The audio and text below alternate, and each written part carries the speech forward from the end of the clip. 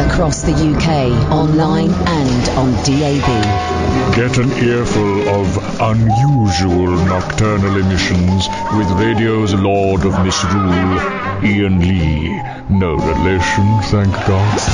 Unfiltered Night Talk with the original king of unconventional conversation.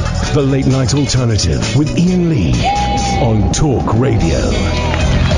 Alan Caddick! Hey, man! Yes, sir! What a day it's been. Hey, why? What's happened, man? Dr. Leg is returning to EastEnders.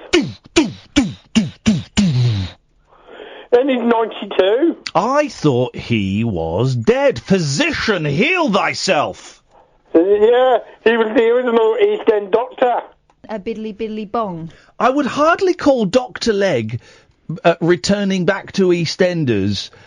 Your opening gambit of what a day it's been. I mean, Dr. Leg, man goes back into soap opera. It's hardly. I'd hardly be at home going. Blimey! You know. Well, it's covered a full-page story, page 9 in the Sun. They'll write any old crap in that useless paper, huh?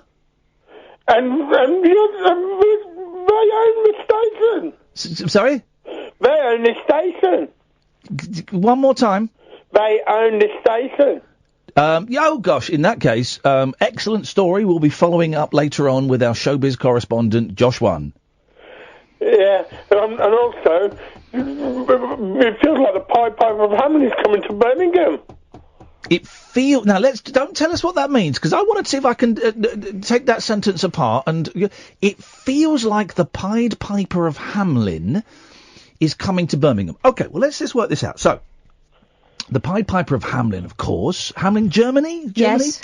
I'm going to say 1800s, maybe 1700s, maybe a bit earlier. Hamelin overrun by rats.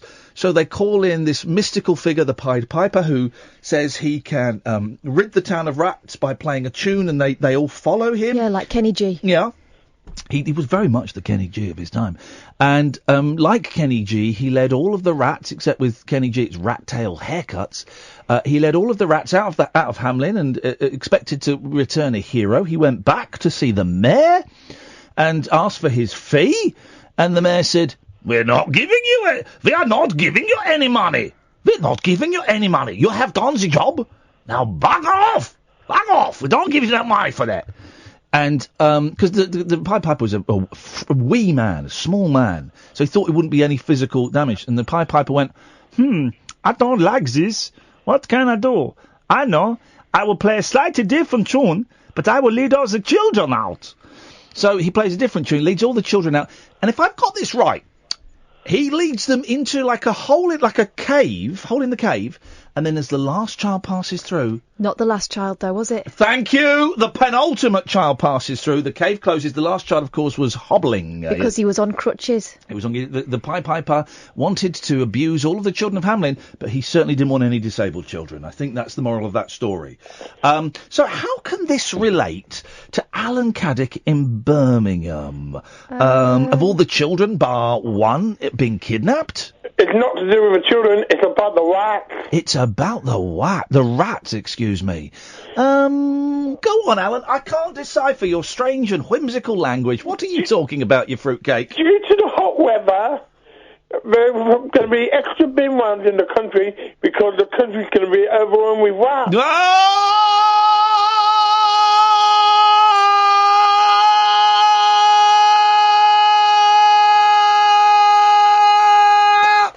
Thank you, Catherine.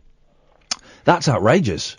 Well, that made to the front page on the Sun. Oh, what a great newspaper. Boy, oh boy, they get all of the great stories, and I love those guys. This is better than Love Island. This is better than Love Island. Hey, has your penis grown in the heat, Alan? No, it's shrunk. Has it? Has it really? Because, according to studies by doctors, dirty doctors, the old fella, lots of men are suffering. Yeah, the chance will be fine. Lots of men are suffering with a larger penis. The heat is making the penis smellier, but larger. What, the third arm? That's what I call it, the third arm. Why? Because we've got two arms up top and we've got a third arm downstairs. Are you saying your penis can pick up and scroll an X? Mm-hmm. It can draw a urinated one. Thank you very much. Where the hell... Well, first of all, if you could send me a picture that has been drawn by your penis, I would love to see that. Secondly, where's this James Bond book you were going to send us? We want to act it out on air. I'm trawling through the internet to see if I'll get stuffed. I don't believe he wrote it. He's trawling through the internet. He's supposed to have written a James Bond book. What an absolute prune. Guy makes me puke. 03444991000 is the phone number if you want to give us a call. Got some special guests popping in a bit later on when they've had their Nando's. Some YouTubers, some, I believe the word is influencers. They influence. Creators. Authors. Artists. All round good guys. And that's right, the guys. All right, the guys. They're not gals. Guys. So shoot me. So I got guys on instead of gals. Okay, all right, shoot me. Who cares? So they're coming on. It's just been one of those days, hasn't it? It's just been one of those days. It's so hot. I'm so bored of this heat now. I mean, it's awful. But it's so hot you can't even go out. I had to get up at 7:45. So 4 hours sleep. 5 hours sleep. 4 hours. But didn't really sleep much because it's so hot. And then took the kids to sports club. And then went back to my flat to have a little doze, but it was too hot. Then kind of did some more packing for the move that is supposed to... We were supposed to exchange contracts on Tuesday. Didn't happen. So we were supposed to exchange contracts... what day is it today? Today. Thursday. We were supposed to exchange contracts today. Supposed to exchange them last week, didn't happen. Then supposed to exchange them Tuesday this week, didn't happen. Then supposed to exchange them today, didn't happen. I'm supposed to be moving in there, into the farmhouse on Tuesday. Ain't gonna happen. I gotta stay in that crappy old flat a bit longer. The uncertainty is driving me mad. What am I gonna do? I'm gonna have to just put up with not knowing when I'm gonna move. But know that you will move. Yeah, but I know that I have to keep phoning up the removal man saying, can we move it to another day for a third time, please? So my head has been on that, and I got way more clothes than I thought I had. So my actual recurring nightmare, and it has been for years, this is not even a joke, right? For the last 10 years, one of my many recurring nightmares has been having to move out of somewhere that day and realising I've got more stuff than I can ever possibly pack, and it's and quite often it's like my college residence, but it's like a massive house. And I've got a couple of boxes in my car, and I'm thinking, and it's like, you've got to move out in an hour. God, I'm never going to do this. Well, that is my recurring anxiety dream. And now I'm living it. I keep packing, thinking, well, that should be everything packed. My God, there's more stuff. I don't know what. And it turns out we've all got stuff, because some's in the house and some is in the flat, so it's double bubble. And I keep finding things going, well, I don't want to throw that away, but I don't really know what I've got it for, but I might as well take it with... Jesus, I hate life. I absolutely hate life. But... Yes? You are moving, and this time next month, you will have moved. Don't be so silly, Cat. We have no evidence that's actually going to happen. Zero. I have faith that it will happen. The faith in Jesus, baby Jesus, can you help me move? From sin to the sunlight, I want to praise you tonight. 0344. What I'm saying is, we're 10 minutes in, we've got no phone calls, and I got no material. Oh, there's it. So it's so hot. So then I picked up, the youngest didn't want to stay at sports camp. So I cut a deal with him. I said, I'll get you at 2 instead of 4, and I'll get your brother at 4. And so I picked him up at 2, and I was going to go out for a picnic. But even in the shade, it was too hot to go for a picnic. So we just went and watched, we watched a brilliant film, but with the curtains drawn, 'cause it's too hot. We watched Journey to Mysterious Island. You seen that? Starring Dwayne Johnson, The Rock. No. He's such a good actor. He's so good. Michael Caine was in it as well. I think it's one of those films that was originally made to be seen in 3D, because there was lots of bits where they kept flipping forwards towards the screen and it looked a bit weird. It was a great movie. It was great. So basically, they're on. I didn't see the beginning because I was packing, but they end up on this mysterious island, and where all of the big things are small. Oh. So Alan's penis would be tiny, and all of the small things are big. So my penis would be huge. No, his would be big. He said his is shrunk. Okay. I pay particular attention to these details. So the elephants are small, and the ants are huge. Why? What do you mean why? What's the point in that? Oh, because it adds a little bit of danger, a little bit of je ne sais quoi. So a worm could get you, but yeah. You could probably take a buffalo. Yeah. What? So we watched that, and then there was a big car crash near me, and so when I went to pick up the other kid, we had to go a long way round, and then we came back. Right, and the whole road to our road was blocked. And there's no point in going back the way we came because there would have been a long line of traffic. So everyone was turning around, so we just waited, and loads of people coming up to us in the car going, "Yeah, I don't think you're gonna get up that way." I said, "No, I know, fine."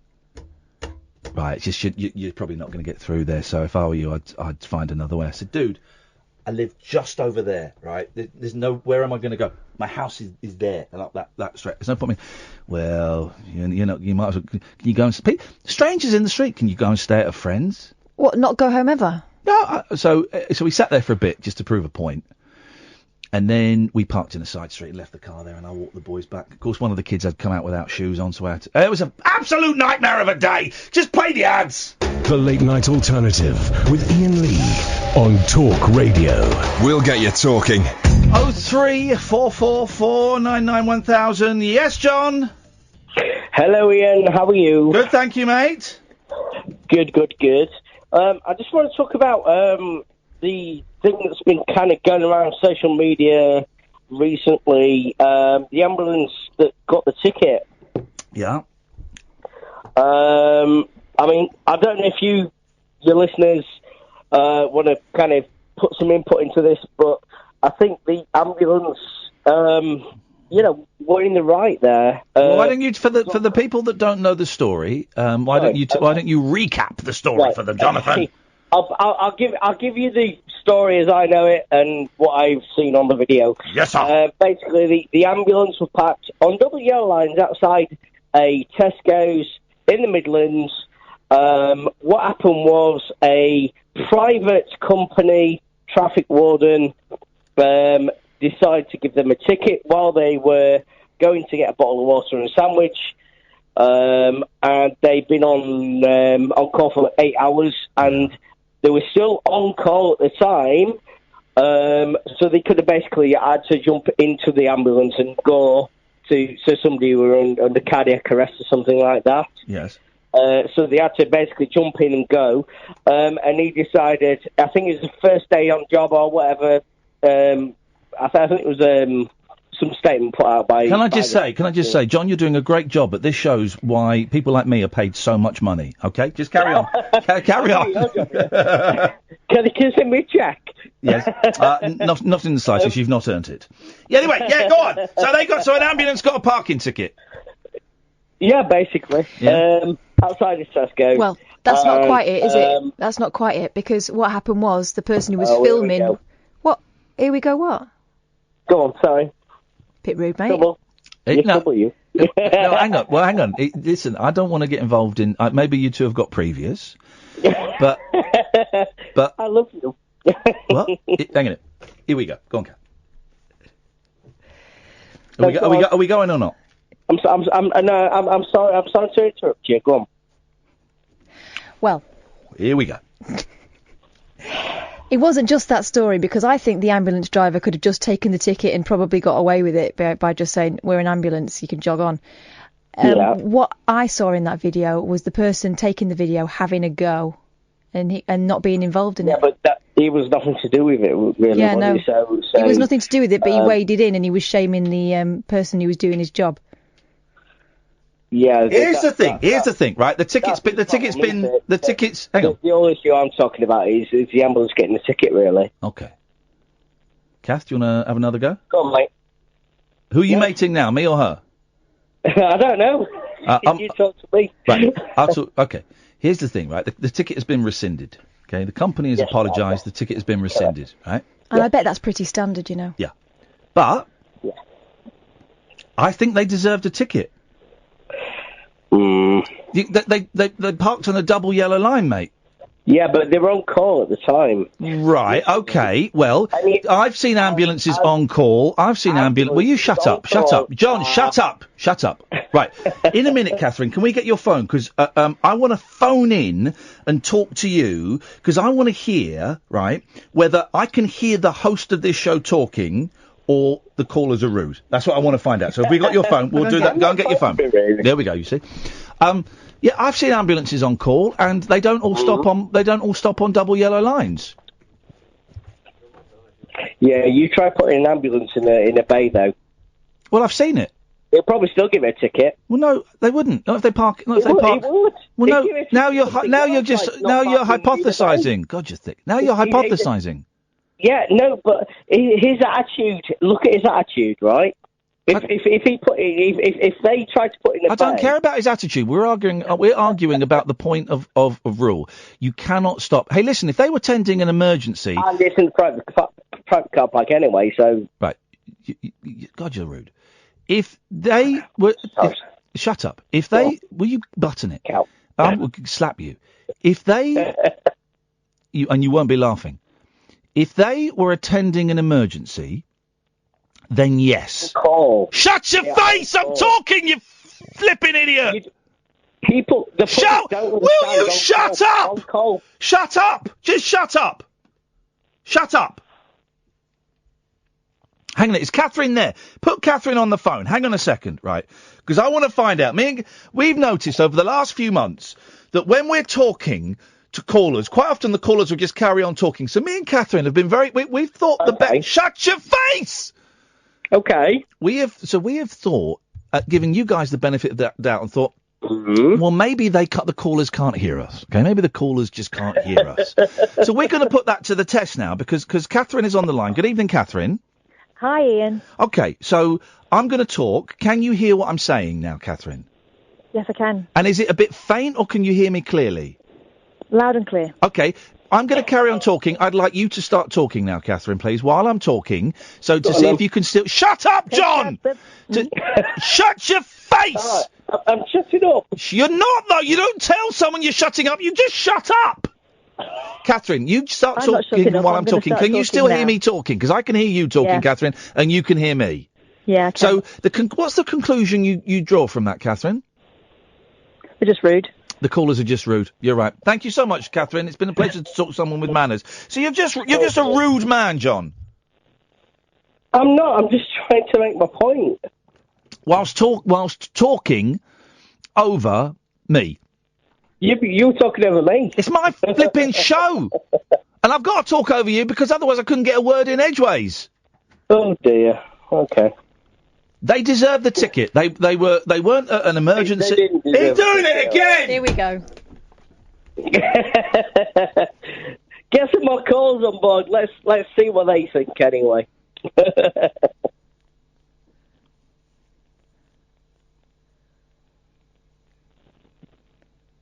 Hello.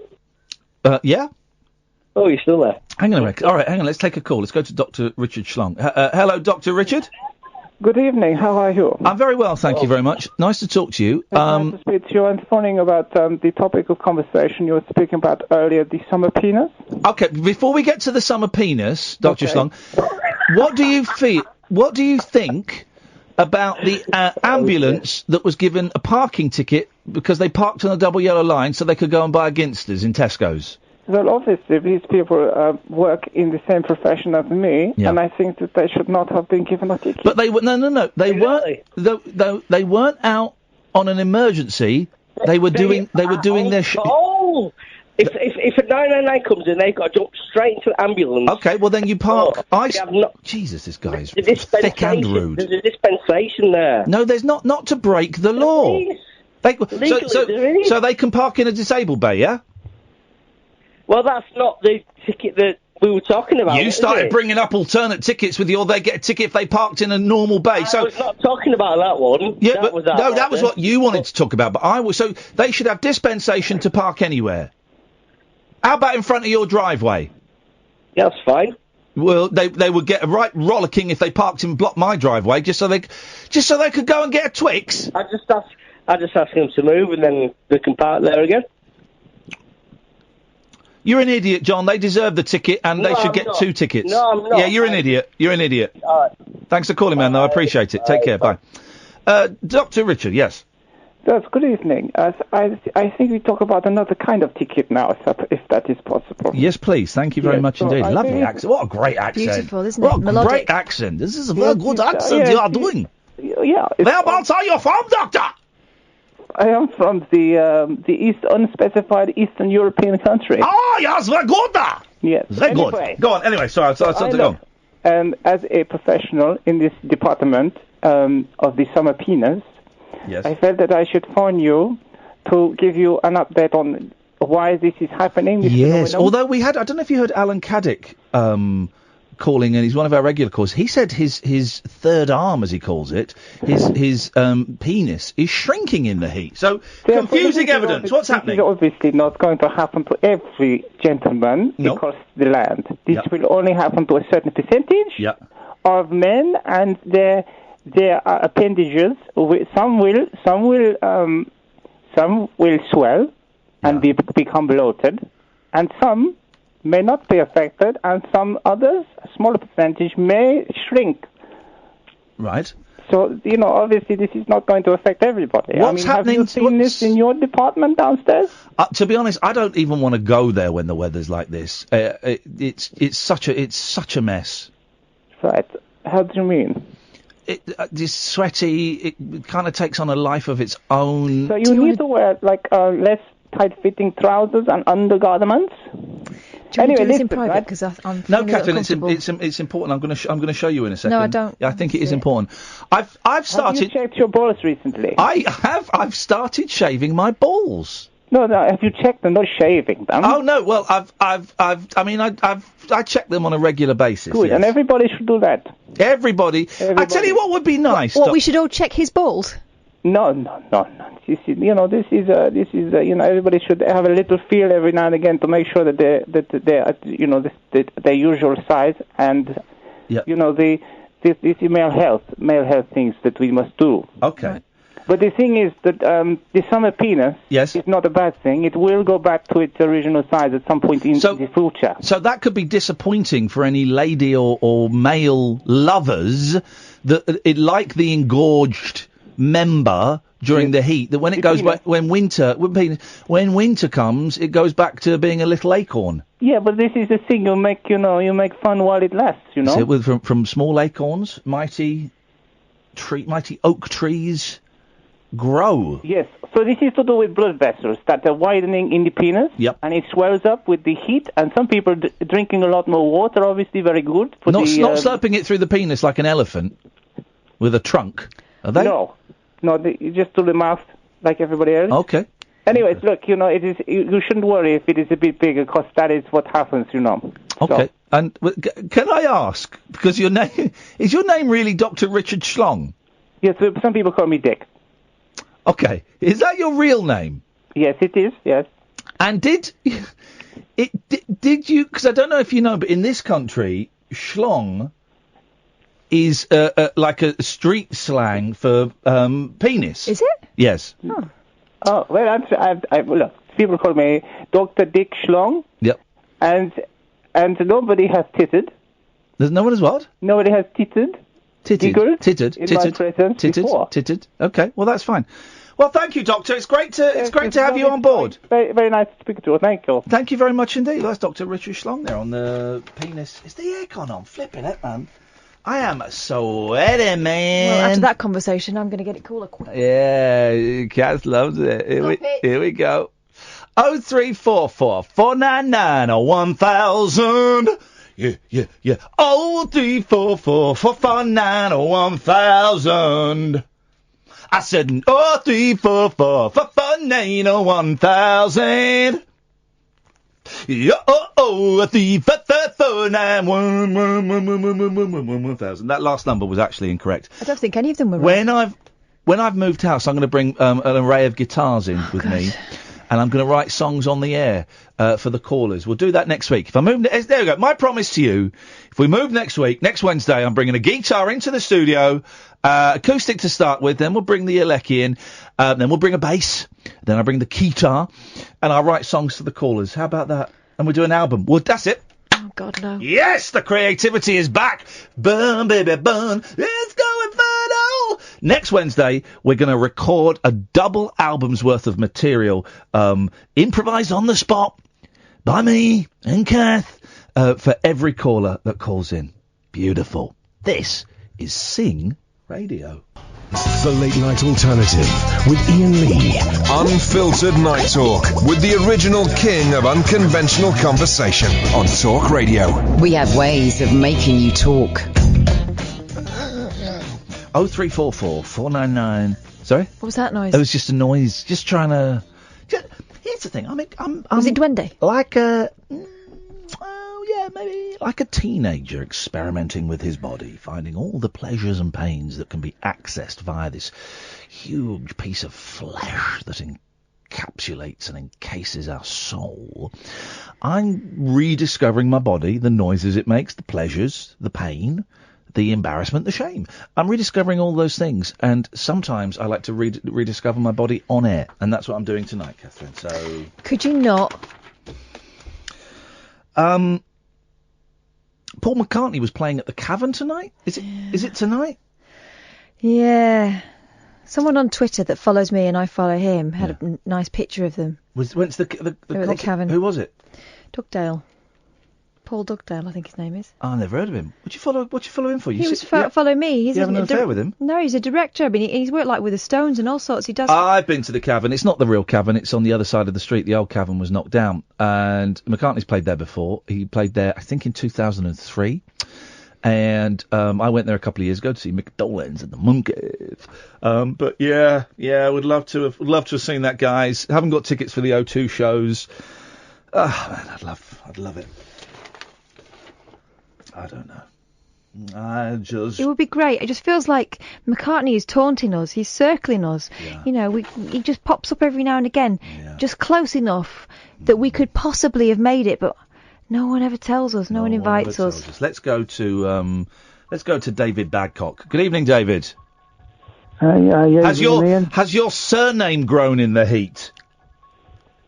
I beg your pardon? Has your surname grown in the heat? Babcock. Has it grown in the heat? No, I'm still David Babcock. Yes. And has your surname... You know what I mean by surname, sir? Yeah, Babcock. Has it grown in the heat? No, it's still the same size. Okay, it feels like we're not really getting anywhere. Right. With this. Okay, so what have you got for us tonight, David? Something spooky or something boring and spooky? Well, I was driving home just now. For Christmas? No. In my Nissan Micra. Right. And a big crack of thunder, lightning went over the car. Okay. And it's got me in the mood a little bit. For what? For a phone-in? It's a spooky story. Yes. So that prelude was pointless. I love a good thunderstorm, though. I love a great thunderstorm, that rain. I love being outside in the rain. The only time, David, I've attempted intercourse outside was when it was very, very wet. It was raining so much, it's something primal about it. But I also felt very, very silly, and I said to her, "Look, can we go indoors now? Because it's a bit stupid out here." It's a charming story. Were you at the zoo at the time? They were filming at the Cavern. Anyway, David, let's hear your spooky story. Right, yes, okay. Everybody on the listening in, you've got to strap yourselves down and get your ears ready for the spooky tale by me, David Babcock. Yeah. Right. A couple of months ago, my friend's cousin, a single mother, bought a new cell phone. Is the single mother thing relevant? 'Cause that felt a little bit mean. I think it becomes clear. Okay. Okay, fine. Yeah. All right. They bought a new mobile phone. After a long day of work, she came home, placed her phone on the counter and went to watch TV. Her son came to her and asked if he could play with her new phone. She told him not to call anyone or mess with text messages, and he agreed. Feeling spooky so far? Nope. Not really. It's quite a mundane story that I'm sure happens to many, many millions of people up and down the country. It could happen to you. Yeah, exactly. It could. In fact, it does happen every day. My kids say, "Can we borrow the phone?" And I say, "Well, yeah, but don't message anybody or phone anyone." I've started getting phone calls from my eldest when he's playing with his grandmother's phone. I had a phone call from him the other day. What are you doing? He said, "I'm on Yaya's phone." I said, "Does she know you're phoning me?" He went, "No." I went, "Good boy, well done." Right. Have we finished? No, settle in for the rest of it. Okay. At around 11:20 p.m., she was drowsy, so she decided to tuck her son in and go to bed. How old is her son? It doesn't say. Who doesn't say? My mind. Okay. Just if he's old enough to play on phones and make phone calls, then surely you can tuck himself. Also, no one gets tucked in anymore because no one has sheets and blankets. And in this heat, it's like putting a dog in a hot car and closing the windows. You don't want to tuck your children in. This story is flawed. Right. She walked to his room and saw that he wasn't there. She then ran over to her room to find him sleeping on her bed with the phone in his hand. Relieved, she picked her phone back up from his hand to inspect it. Browsing through it, she noticed only minor changes, such as a new background and banner, etc. But then she opened up her saved pictures. Am I still on? Unfortunately, yes. Right. But then she opened up her saved pictures. Yeah. She began deleting the pictures he had taken until only one new picture remained. Oh. When she first saw it, she was in disbelief and farted. It was her son. She did what? She did what? She was in disbelief. When people are in shock, sometimes they expel their gases. Okay. But don't concentrate on... Right, it's the last paragraph. Thank God for that, man. I feel like I'm living it in real... Yes. When she first saw it, she was in disbelief. Yes. It was her son sleeping on her bed. But the picture was taken by someone else above him, and it showed the left half of an elderly woman's face. Night-night. Well, no, hang on. No. Because now the age really does become relevant.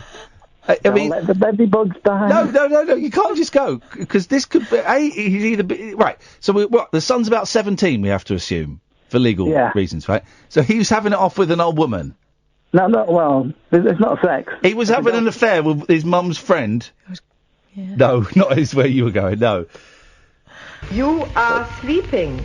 You do not want to believe. I think that's our problem. Well, thanks for that story of possibly incest, David. He's not shagging his nan. Or is he? Uncut, after-hours conversation for the up-all-night generation. The Late Night Alternative with Iain Lee. On Talk Radio. We'll get you talking. Okay, so Simon, Mark and Keith say they will come to you in a bit. 0344 499 1000. This is Iain Lee and Catherine Boyle. Weeknights from 10. You can listen to Talk Radio on DAB, download the app or go to talkradio.co.uk. And loads of people ask us how to get into radio. Loads of people do. We had a lad here the other week who wanted to get into radio. We invited him in. My route was slightly cheating because I was on telly. I was on radio a little bit before I was on telly, but the career in radio started when I got on the telly, so my route was slightly different. Catherine's journalism training for a long time. Yeah. And then what was your first radio gig? I worked at Hereward FM, Greater Peterborough, as a newsreader. Beautiful. Did you get Stroke paid? Reporter. Yeah, not very much so. Oh, you got money. And it's tough to get into radio, and I don't really know. And I'm thinking when I get into this new house, some of the things I want to make a little sort of weekly 5-minute video on how to do podcast. You know, not the technical aspects of doing podcasts, but just how to do podcasts, and maybe we'll do little talks on how to get into radio and stuff like that. Don't know. But there's a local BBC radio station that's asking for new, untapped talent, new presenters. Oh, that's good. It is good, isn't it?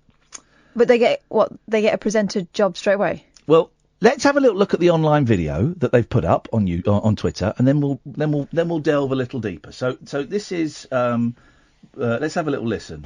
You have a passion for Nottinghamshire, right? Then you could become a presenter on BBC Radio Nottingham. It's for a brand new show, 5 nights a week from 7 p.m.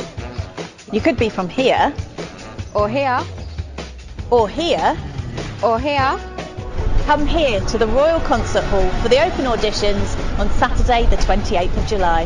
Just click on the link for more information. And by October, you could be sitting here presenting your very own radio show. Hi, I'm here. What did you make of that so far? Are they presenters?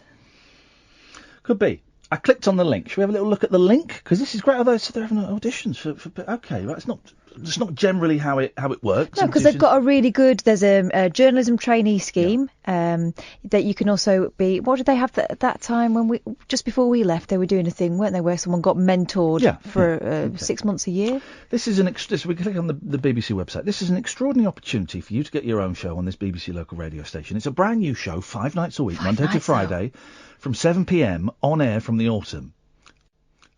I've got thoughts on that 5 nights as well. You don't need any previous presenting experience, just a passion to be on the radio. You see where this is going? You'll be the sort of person who's full of energy and charisma and loves the area. You'll have an authentic voice of the area. This new show will celebrate the diversity of the city and county. To apply, come to Opens. Oh, I'm so tempted to go. So tempted to go. We're in Manchester. Come to open auditions on Saturday the 28th of July at Level 2 Foyer, the Royal Concert Hall. Get well prepared and arrive at the venue from 9:30 to register. Final entry for registration will be 4 p.m.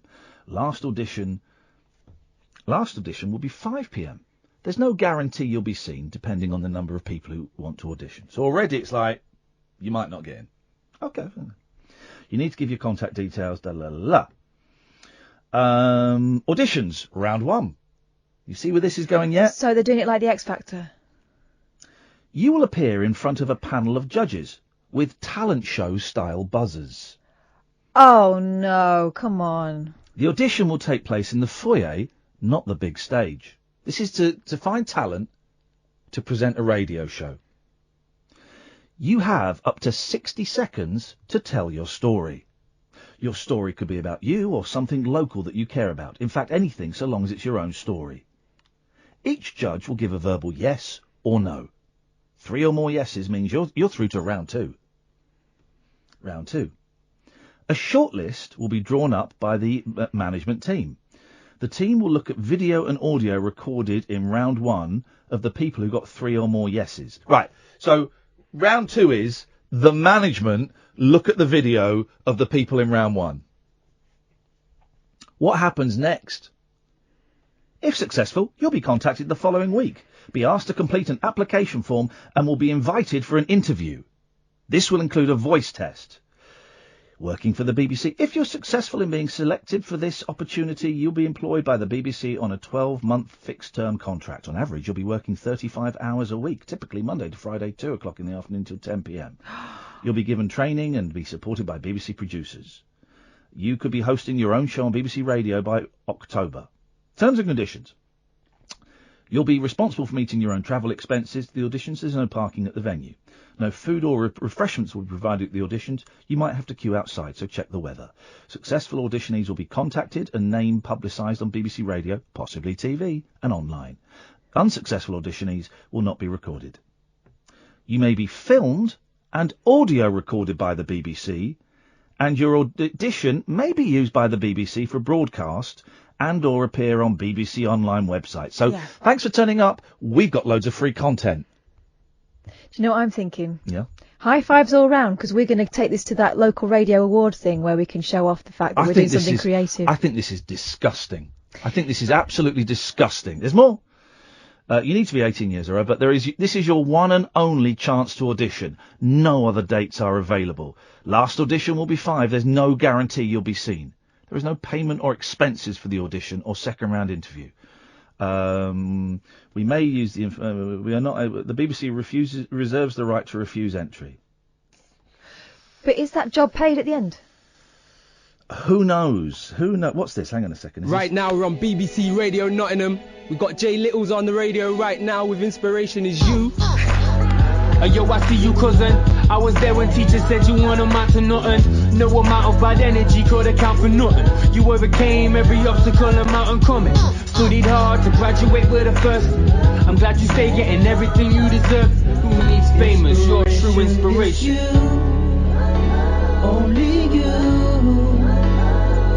to face. Some video advertising it. So I think that's awful. So there's a job going hosting a radio show, right? And there are loads of really talented people out there that work in the industry or are producers or are bubbling under or whatever that might want to go for it. So no one who's done it before is going to go for an open audition because that's crazy, right? It's absolutely crazy. So people that might, no one's going to go for that, right? So it's great that new people are getting seen, fantastic, but they're recording you so that they can play it out on the radio and probably on the local TV show as well. So they're getting free content out of people. It's the BBC, and they've nicked a format from ITV. It's not that original, the yes-no thing, but it's X Factor. Britain's Got Talent. That's what it is. They've nicked that format. And management, it's not really a talent show anyway, because management will see the video. Basically, it's a whittling down process for management to go, yeah. Then you get invited. It just sounds like a right load of old bollocks, and it's exploitative, and it will. I can't quite put my finger on why I think it's awful, but I think it's awful. Here's what I think. Go on. I'm keen to hear, because I can't quite verbalise the problem I have with it. There are loads of people already working within BBC Local who never get looked at properly, who are put in pigeonholes early doors, and, under the misapprehension that somehow they're going to rise through the ranks and maybe the BBC recruits from within. Yeah. And this is further evidence that actually they don't give a toss about the people they've already got. But also, they're hoping they're going to get loads of fun stuff that they can put out on YouTube and stuff. That's what it's about. It's about clicks and likes, and I don't really think it's about helping someone get a career. And that thing about, you might have to queue around the corner. You won't. I suspect you'll get like 25 people turning up. And you're right, people go and start right at the bottom at the BBC. They go and make the tea, and they go and, sit in the station cars and warm them up so that they're warm to be, all of that in the hope that they might get a chance to fill in for a presenter who is sick one day. And then, that's it. And of course I'm not against new talent. It would be great for new talent to, I just don't think doing it as a competition for people who are desperate for a job, I think is exploitative. Yeah. I think it's exploitative. I also don't think it's fair on that person, right? I know what it entails doing a 5-day-a-week job, right? Yeah. If your first job in radio is presenting a 5-night-a-week show, unless you're something really, really special, you're doomed to make a, I don't know, you could really knock the confidence out of somebody. And this is me extrapolating now, I suspect they will get a team of people that I imagine, I don't know, that they'll have a professional old hand in the studio who will throw to, and here's one of our presenters that we got from the open auditions that you'll have heard about. This is a package put together by Steve, and then it's like, hi, I'm Steve, and I'm stood outside the town hall to talk about busking. I suspect it'll be that kind of thing. I don't know, but I suspect it. I hope I'm wrong, and I hope it's someone's big break. I would never, I'm not the sort of person who, because you've been punched in the gut, someone else should get it in the face. Yep. All good, if it works out for people, but I do think it feels like it's more for their benefit than than the successful auditioners and the unsuccessful auditioners. It feels like a really snarky idea to get free content out of people who are desperate for a job. I can see the clips package that they're going to put on Twitter and on YouTube, and they'll all be high-fiving each other at the Gillard Awards, and they might win a prize for it, like they did for those knitted poppies. Let's go to Keith. Evening, Keith. Hello, you two. Hello, Keith. Nice to speak to you. I enjoyed listening to you, the stuff you did with your sons the other day, the kite making. We had a good old-fashioned day. You took me back to Emma when she was 8. She's 24 now. Yeah. Mine wasn't not as good as yours, These are great kites. I couldn't believe it. Yeah, it was nice to hear. And what I want to share with you anyway, we've had a week together this week, and we've been.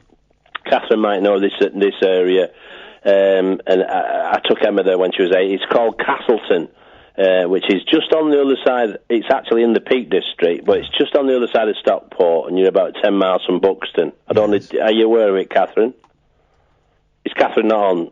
I am. No. I don't know whether you're aware of it. I first came across Castleton I did geology at GCSE, and as a field trip, and it's really quite a special spiritual place. Yes. I don't know whether are you aware of it? We are unaware of it. We are unaware of it. Yeah. So what happened? Lovely place to be. Yes. Anyway, just following on from stuff to do with your kids. Yeah. I'm still in the Youth Hostel Association. Hang on a minute, but you're an old man. You'd be surprised how many. They've got one in Castlefield there in Manchester. Lots of Aussies do it. Yeah. Because it's like 15 quid a year, and I wouldn't be surprised how many old men they've got in the Youth Hostel Association. Licensed restaurant and excellent accommodation. So hang on, you took your daughter youth hosteling? Well, we've always done it because I've only ever hosteled. Once, and it was in Japan, and we thought it would be. We wanted to go to this tiny little village in the sort of northwest of Japan because there was a big festival that apparently is amazing, and it was. But we booked it late, and all the hotels were booked up. It was an incredible festival. So I found we were only going to be there for 2 or 3 nights. 3 nights. I found a monastery that you could stay in, right? It was the worst experience of my life. Yeah. I had an argument with a Frenchman about how to cook a jacket potato. Argument about how to cook a jacket potato with a Frenchman. Well, I had a similar experience because I went to New York, under the same guise as a member of the English Youth Hostel Association, and it was near Central Park, and it was awful. So, but in this country, the standards now, I mean, the one where I'm talking in hotels, you've got your license. Hotels. No, Airbnb. I said Airbnb. Hotel for me. Well, if you want to pay 85 quid. Yes. But, I would rather pay 85 quid. I'm trying to share with you, as a tip. I know, I know, and I'm trying to inject a little bit of fun into it because that's my job. Right. That's my job. Yeah, and that's my job. Yeah, that's a lovely one there in Castleton. Edale is only 4 miles away. Okay. Anyway, last thing I want to share with you is that. Am I allowed to inject fun in it, or do I have to sit here passively? Because now I feel uncomfortable. Yeah, for once.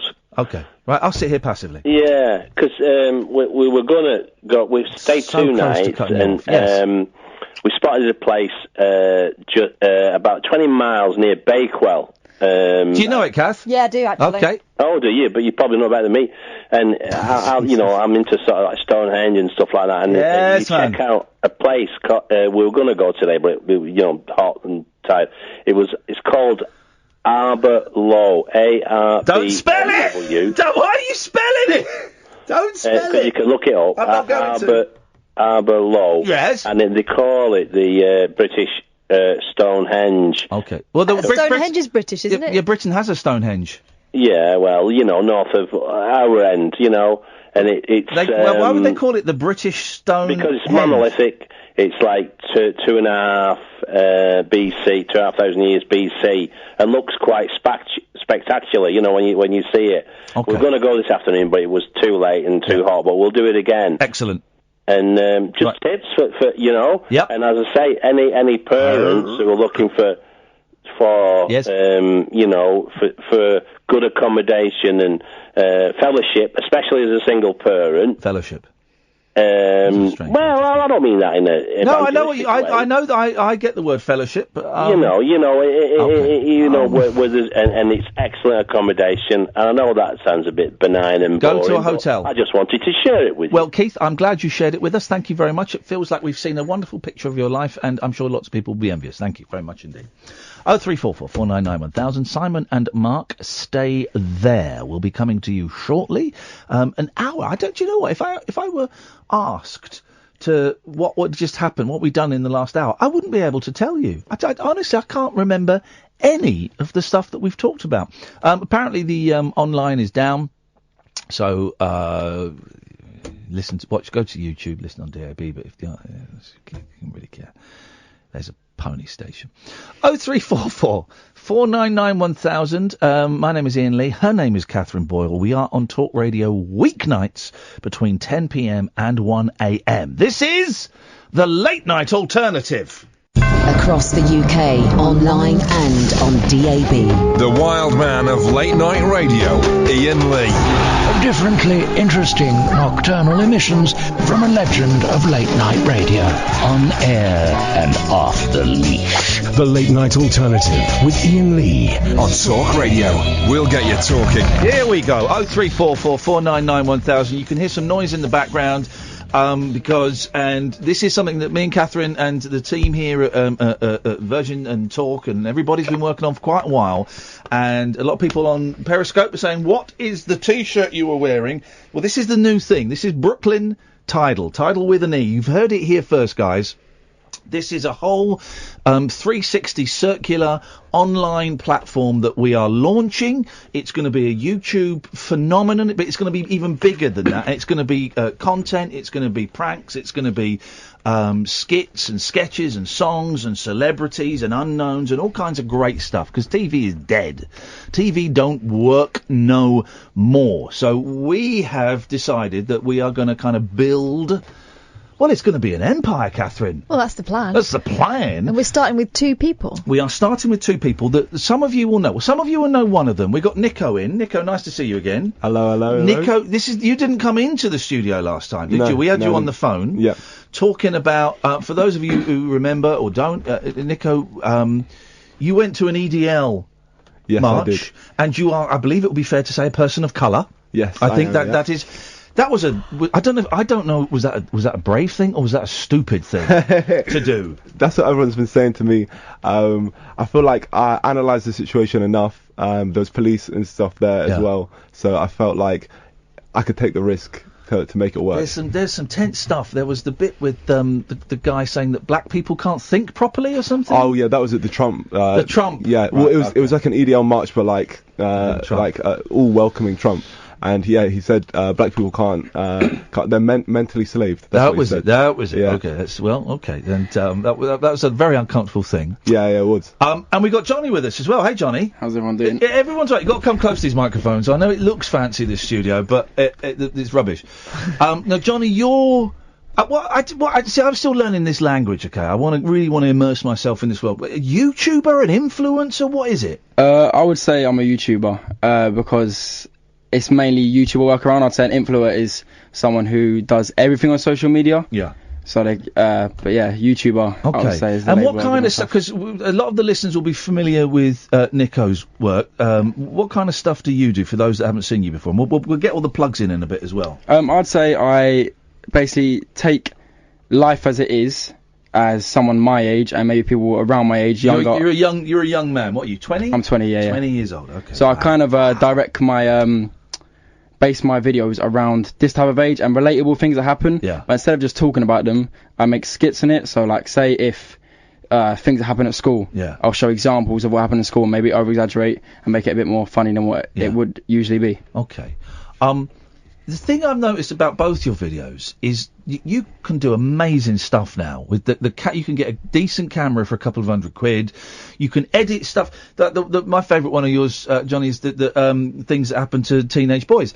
And there was a lovely bit where there's 2 of you walking down the street. It's nuts what you can do these days. How easy have you found it to kind of get your head around all this? Well, I did go college and do media, but to be honest, it didn't really teach me that much. Right, it's really all self-taught. I think, is that with you as well? Yeah, it's like the more you practice it, the better you get. Yeah, just YouTube tutorials and just stuff like that, and then you just pick up stuff as you go along. We got a couple of calls. Let's take a couple of calls. We've got Bill on the line. Evening, Bill. Oh, hi. Hello, Ian. Bill, you're through to Niko and Johnny. What would you like to say to them?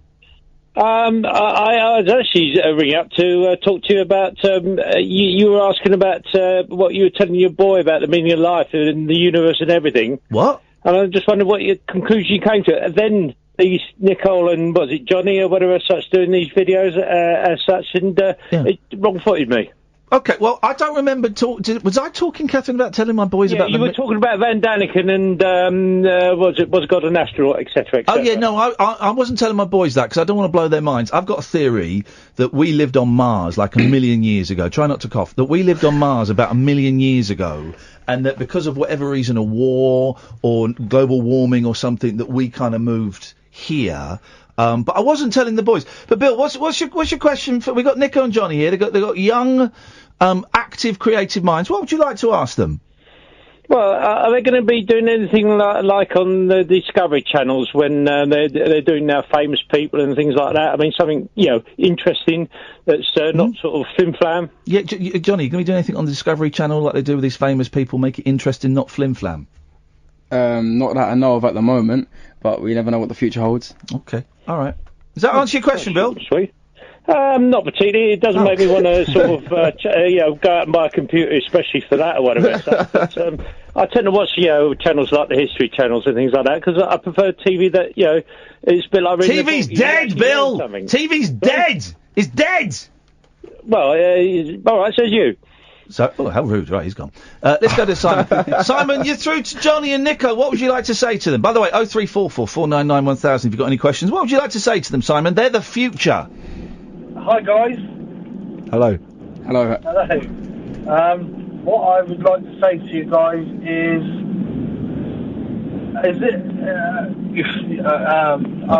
thanks, I'll speak to you later. Bye. Okay, he's gone. Great question. Although that made more sense than the call before, so... What was that? Now listen, I'm so pleased, Nico, it's great to meet you at last. Johnny, it's so nice to meet you, fella. I'm so thrilled that we're going to be working together on this Brooklyn Tidel.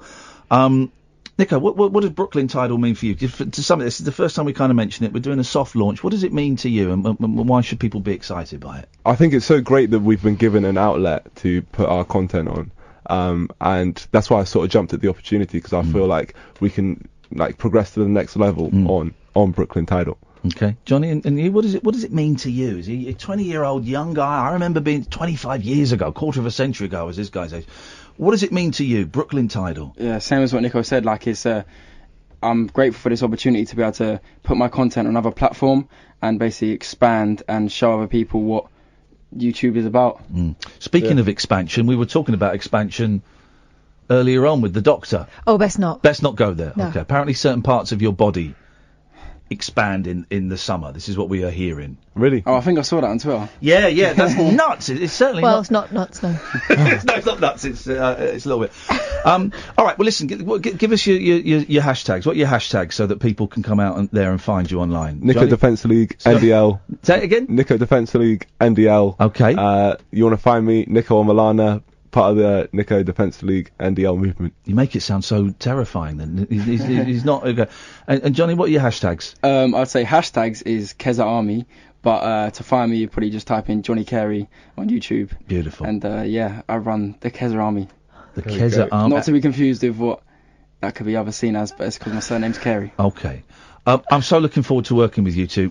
This is going to be... I'm really excited. Listen, lovely to see you. Thank you very much. Thank you very much, guys. Thank you, man. Wish you the best of luck. Catherine, if you want to escort these young gentlemen off the premises, 0344 499 1000. This is Talk Radio. The wild man of late night radio. The Late Night Alternative with Iain Lee on Talk Radio. We have ways of making you talk.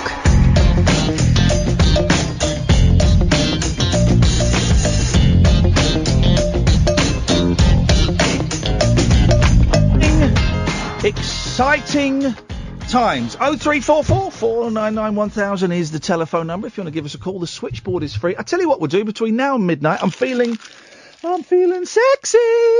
Between now and midnight, we'll take calls straight to air. Put your feet up, Sam. Go and have a lie down. Go and have a cup of tea. We'll take calls straight to air, just until midnight. What that means is you call up. We will not answer. No, we will answer. Otherwise, there's no point. Of course we'll answer. We won't call you back. You'll phone up. And you will, it will ring, and when I see you on the screen, I will click a button and you'll come on air. The only rules are: don't swear, don't be libelous, don't be rude, and well, you can be rude actually if you want, but just don't swear and don't be libelous. 03499 1000. 0344 499 1000 is the telephone number. If you want to give us a call, call straight to air. That was it.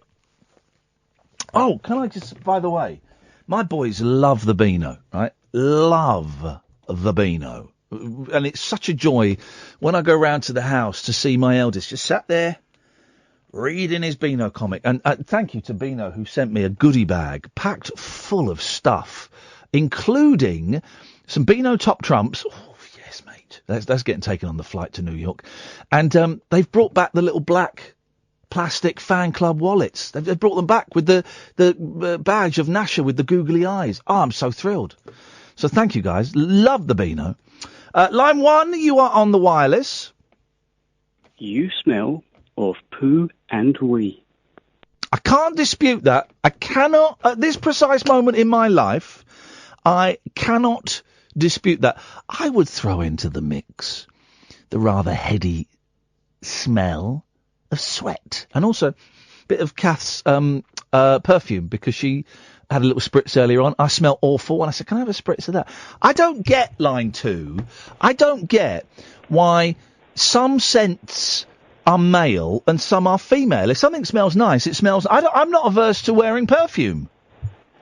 That's good to know. Yeah, okay. But I think traditionally there are male and female scents, aren't there? Why? Well, in the same way that words are male and female in some languages. Don't be so stupid. Don't be so stupid. Well, no, but in France, some of the French are male and female verbs and nouns, aren't they? Yes, but that's obvious. Yes. Like a cat is female and a dog is male. That's obvious. Le chien. But you get female dogs and male cats. Yeah, but dogs are obviously more masculine than cats.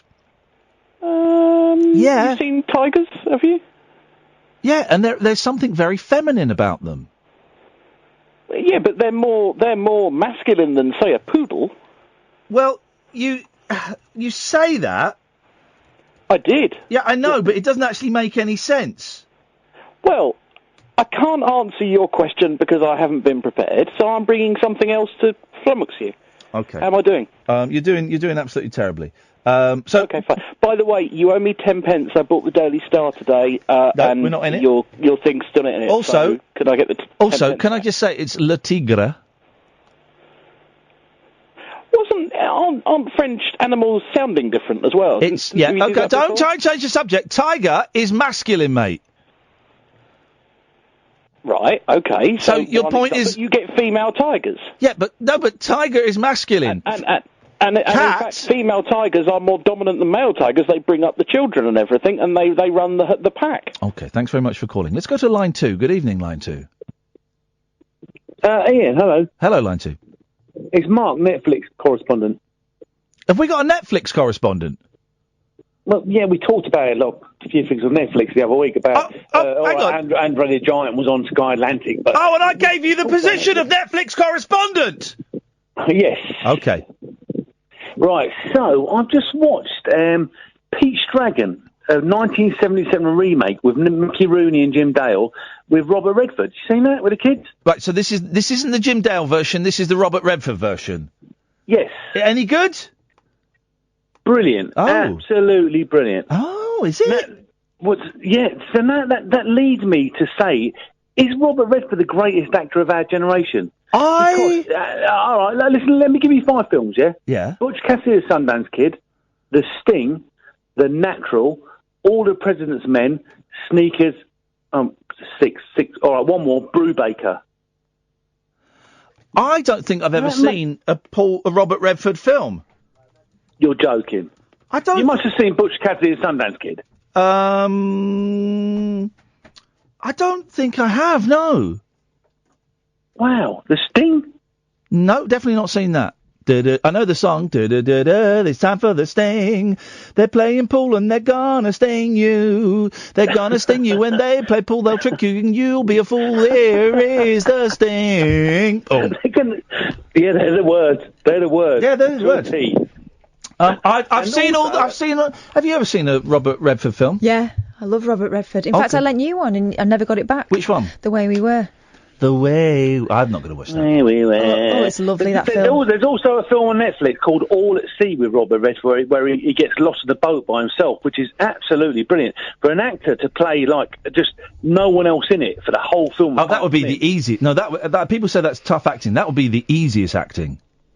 Films where there's only one person in it. Well, you don't have to wait for your part, do you? No. Just keep talking. Films where there's only one person in it. There's a great one with Ryan Reynolds where he wakes up and he's in a coffin. And the whole film he's in a coffin. It's a great... Have you seen it? Yeah, it's a great film, isn't it? Yeah, he sticks a lighter on and like, he's in the coffin. Yes, man. Ryan Reynolds in the coffin, man. I know what I'm doing there. Ian, just two more things quickly, yeah? Yes, listen, you've got two kids, and my son's 7. He's obsessed with this game called Fortnite. Yeah. Like, do you know what the game I'm talking about? Of course I do, mate, because I'm my finger's on the pulse of Fortnite's, like, yesterday's news. Do you let your kids play it? Yep. I'm just wondering. It's like shooting, and the bigger guns you get, the more people you kill. Well, here's the thing.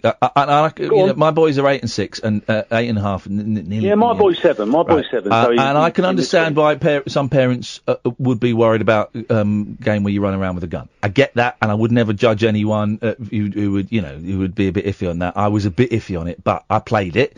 Yeah. And for most of the game, you don't do any shooting. It's like about 10. If you're any good, is about 10 minutes of hiding and building, and 30 seconds and jumping, and 30 seconds of shooting, and then that's it, right? And it's there's no blood, there's no gore, and it's quite unrealistic action. It's quite cartoony, I think. But so it's funny that everyone picks up on the shooting bit, but no one picks up on the building bit. No one's going, my kid won't stop building in the backyard. Yeah, true. Yeah, and that's the main thrust of the game. So I don't think it's pumping out evil vibes that make it addictive. I think it's addictive because it's a really good game, and that's it. Yeah. Yeah. I've spent more money on V-Bucks in the last month than I've spent on diesel for my taxi. Well, then you're an idiot. We've not spent a penny on V-Bucks. Is the money you use in the game to buy stuff. We've not spent a penny on it. I won't let the boys buy anything. So they go and play the game. What, so they don't get no skins or nothing like that? No, of course not. Why would they want skins? Oh, that's what I'm doing wrong. How much have you spent on it then? Well, it gets $7.99 the first of every month to get 300 V-Bucks. Mate, that's the cost of level 2 package on Netflix. He doesn't need it. Yeah. I do not let the boys make any in-game purchases. Not at all. Occasionally if I'm there. No, we've never made an in-game purchase.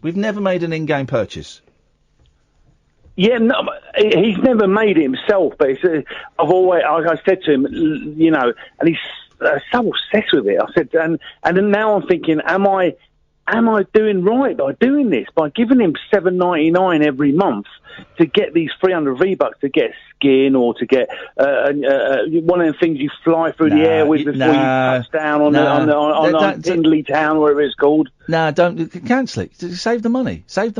And explain to him explain to him what you're doing, because the kids haven't got a concept of money. So explain to them, look, this is nearly £8 a month, and this would buy you, 2 comics a week, and I'm stopping it because I don't think you need it. And also, this is what I do with the kids. If I find them getting a little bit too aggy about games and stuff, I turn it off. I say, right, well, we've had enough for today, so we're going to go out in the garden now, and we're going to go and play, or we're going to sit quietly with our screens off and read, or we're going to go to the shops, or we're going to go to the park. Just turn it off. And my boys, my boys are good with me turning off. I don't know about other family members, but they're good. You can do it, man. No. I mean, you wouldn't get the do you know what I mean? If I turned it off, then I turn it off and Tough why guy, they huh? go sort Tough of thing. guy, You know huh? what I mean? Yeah, Mark's threatening a 7-year-old. Tough guy, Mark. All right, and ta-ta. Nice to talk to you, mate. Ta-ta. I like him. He's our Netflix correspondent. I forgot we had one. Boyley's back in the room. We're taking calls straight to air till midnight, just because it's too hot for just too hot to not. It's too hot for formalised chat. Hey, right, so we're in Manchester tomorrow, going to Manchester tomorrow, which is exciting. I'll pick you up about 1:30. Yes. Something like that. Yes. And we'll go drive up there. We're going to Chelsea's. We're doing the show live from Chelsea's. Stockport. No, Manchester we're going to. No, she's in Stockport. Well, that's miles away. It's like 100 miles away. No, it's not. It's near Manchester. It's in Manchester. It can't be in... It's Greater Manchester. It can't be in... It is... Manchester is great. I love it. But it can't be in Manchester because Manchester is the place. Stockport's on the south coast, isn't it? Isn't it? You thinking of Portsmouth or Southampton? Okay, well, we'll look at it. Okay. So we're doing the show from Chelsea's tomorrow. Yeah. And so tomorrow at midday, I'm going to tweet her address, and everybody's welcome to turn. I'm joking. You can hear Chelsea's family going, whoop! So we're doing that. And then Saturday lunchtime, Kath and I are going to go to Annie's, which is Jenny McAlpine's cafe, restaurant, diner. And we're going to go and have some food there. Mm-hmm. And then in the evening, the show starts at 7:30. I think, maybe 7. I think it's 7:30. I don't really know or care. We'll be doing possibly the last ever Rabbit Hole show in Manchester.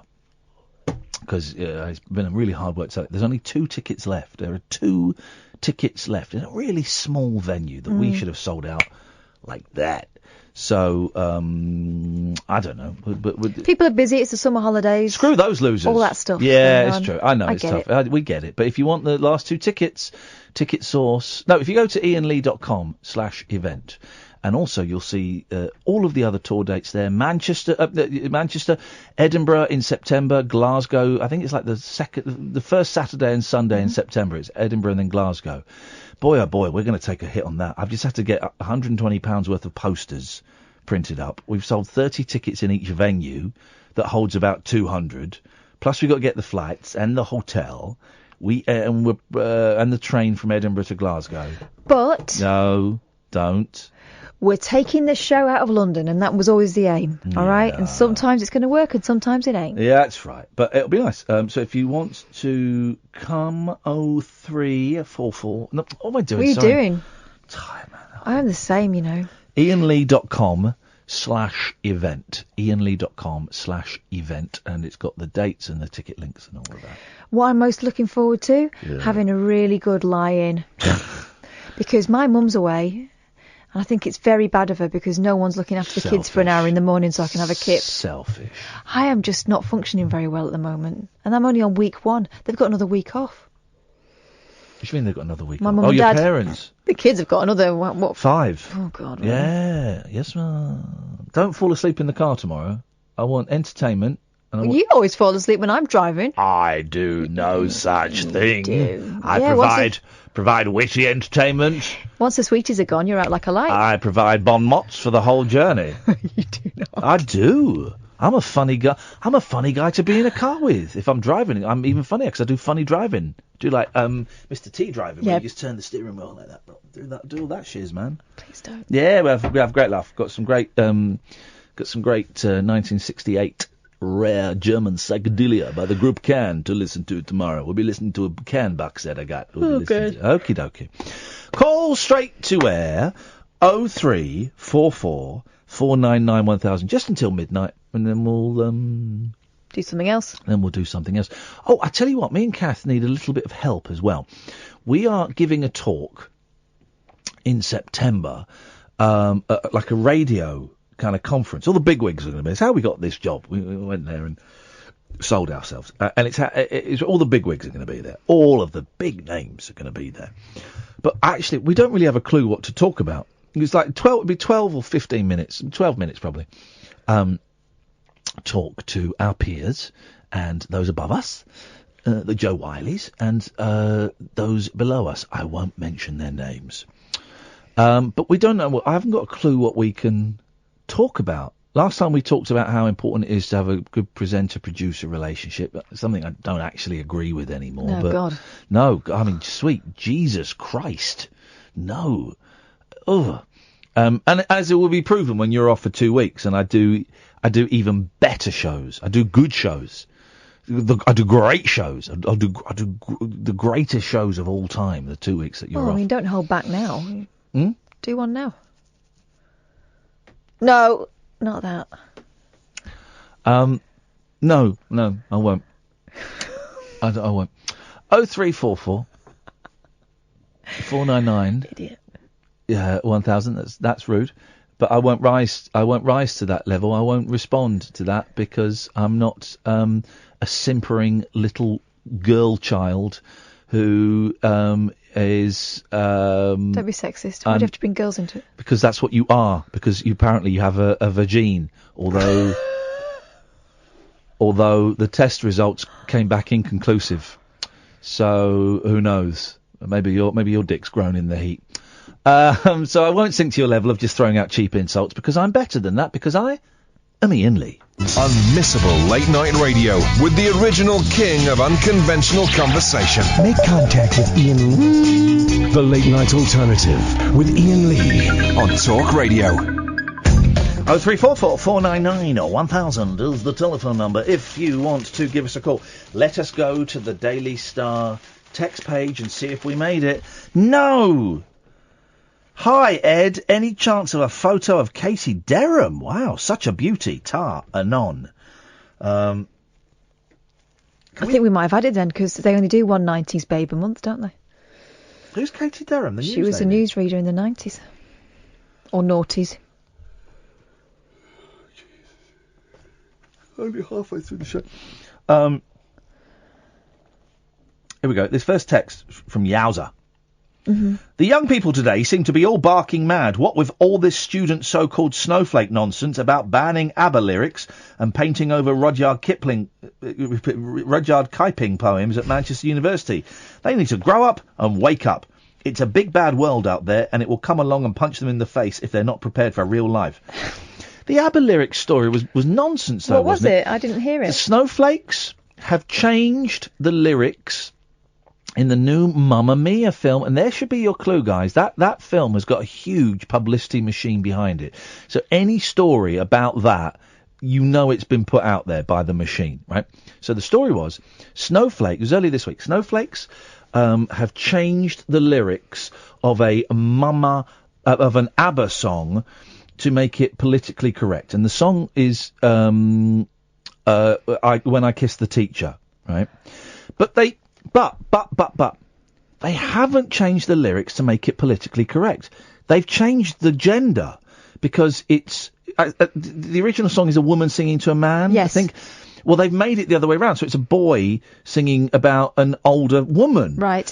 So they've rewritten the character. They've rewritten for the character, so the whole thing is completely.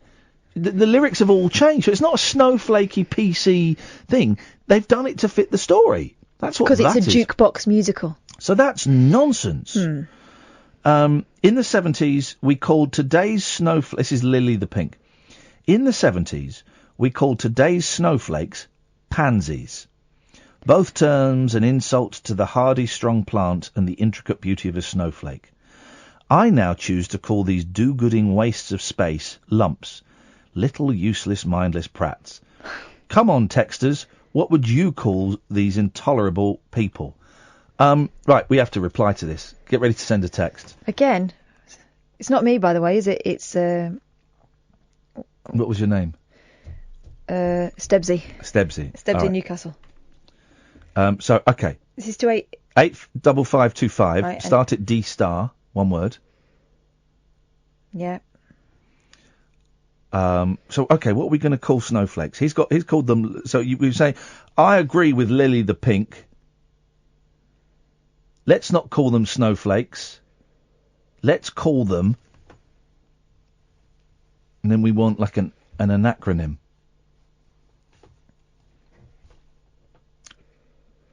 Let's think of the word and work backwards. Shits? Pricks? Knobs. Would they print pricks? Yeah. Do that. P-R-I-C-K-S. We may not need the C. Let's see. We don't need the C. I agree with Lily the Pink about. We need to say because it'll be some days. Yeah, about snowflakes, about renaming snowflakes. We should call them pricks. P-R-I-K-S. Right, let's work this out. 0344 499 1000 if you can help us here. Pathetic. There we go. We're in. Pathetic.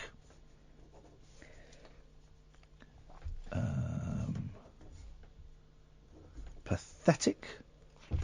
I'm so bad at word games. Right. That the I can be idiots, idiotic, pathetic, raging, idiotic, kid, shits. No, we won't put shits. Sorry, why not? Hang on. What are you doing? I need to give them the date, otherwise they're not going to put it in. I need to refer it to it properly. No, mate, it's the text page on the Daily Star. They don't back reference the date. Well, they should. They should be Well, more they thorough. don't, but it's idiots that text in. Why are we even doing this? What even is this? Let's call them pathetic, ridiculous, idiotic,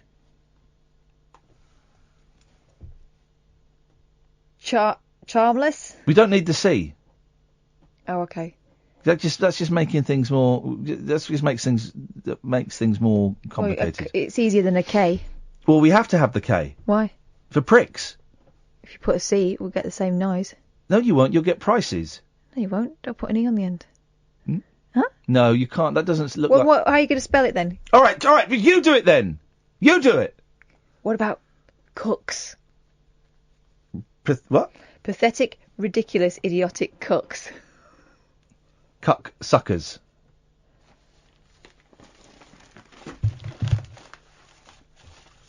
Okay. Try it. I don't think it's going to work. Well, then put in what you think is going to work.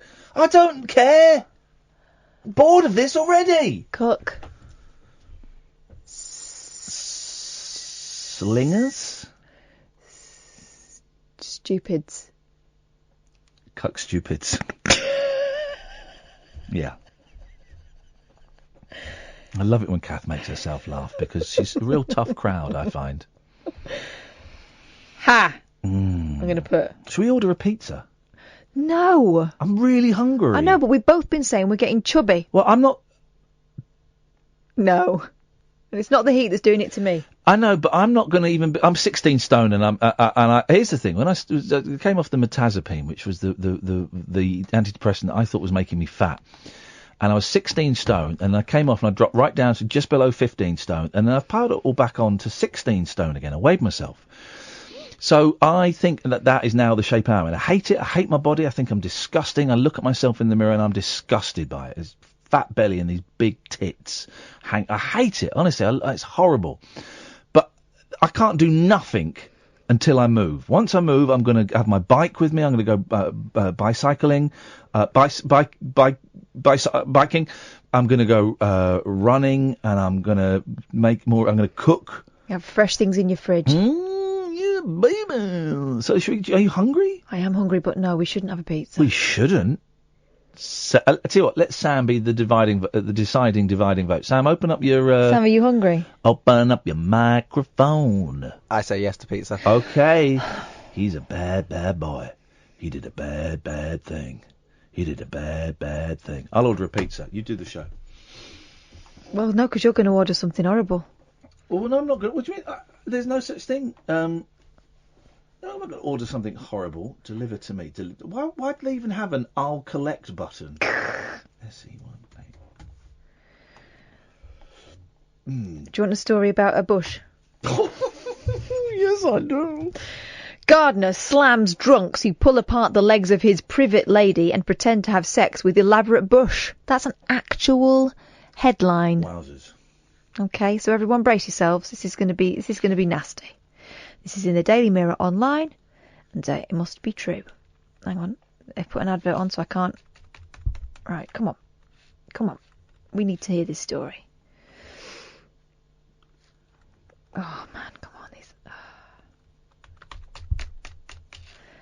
Oh, please, guys, don't mess with me. Right. Keith Tyson says his privet lady, shaped like a reclining woman, is being damaged by disgusting people climbing on top of her. I'm so not listening. I'm sorry. A furious gardener has blasted drunken revellers pretending to have sex with his hedge. What do you want? Have you got have you got a New York? I'll have a New Yorker. I don't know what that. It's delicious. Okie dokie. It's got all the meats. Okie dokie. Oof. Keith Tyson says his privet lady, shaped like a reclining woman, constantly keeps being damaged by disgusting people climbing on top of her at night. He said they're climbing on top of her and pulling her legs apart, it's disgusting. They're mounting his bush and humping. Yeah, do you want to see it though? I mean, disgusting maybe doing it, but I mean, this is what he's imagined and made. She's got a pearl necklace on. We're all going to share each other's pizzas, right? Yeah. Okay. She's got a pearl necklace on. Her legs are not together, and she's got one hand. She's like painting me like one of your French girls. Imagine that pose. Sam, what do you want? Pepperoni. Okay, buddy. Simple tastes. Simple tastes for a simple guy. He told the BBC, "It makes me feel a bit sick, really, because I'm thinking, no, that's just not the way to behave in lots of ways." Mr. Tyson from Sheffield has sculpted the hedge for 40 years. It started out as a Greek god, but Mr. Tyson opted to turn it into a reclining woman in 2000. And he's now considering putting up a sign or an alarm to curb the behaviour. Keep off my bush. He added, "It's not always a guy, actually. Sometimes it's women who climb on her. I don't want them to behave like that with my privet lady. She's too privet, or private, Mr. Tyson studied at the Royal College of Art in London in 1960 and has won awards for his designs. That's topiary, isn't it? It is topiary. It's kind of a dying art. What's in at the moment are cubes. Everyone seems to have a cube, don't they? Which I think is a weird thing, but I like that. There's a big mushroom near my house. I think that's a bit lazy, though. Yeah. It's quite easy to do. Yeah. Who can be bothered, though? I mean, this is very elaborate, mind. And, yeah, he has put an actual pearl necklace on her. That's weird, isn't it, line one? Hello, line one? That's not me, is it? Yes, it is, mate. Hello? I never went through to Sam. No, we're taking calls straight to air. Thanks for listening to the show. Oh, no, I'm really sorry. I've just come into my hotel room, so I've got to admit I haven't been listening until 3 minutes ago. There we go. Always. This guy's always got the excuses.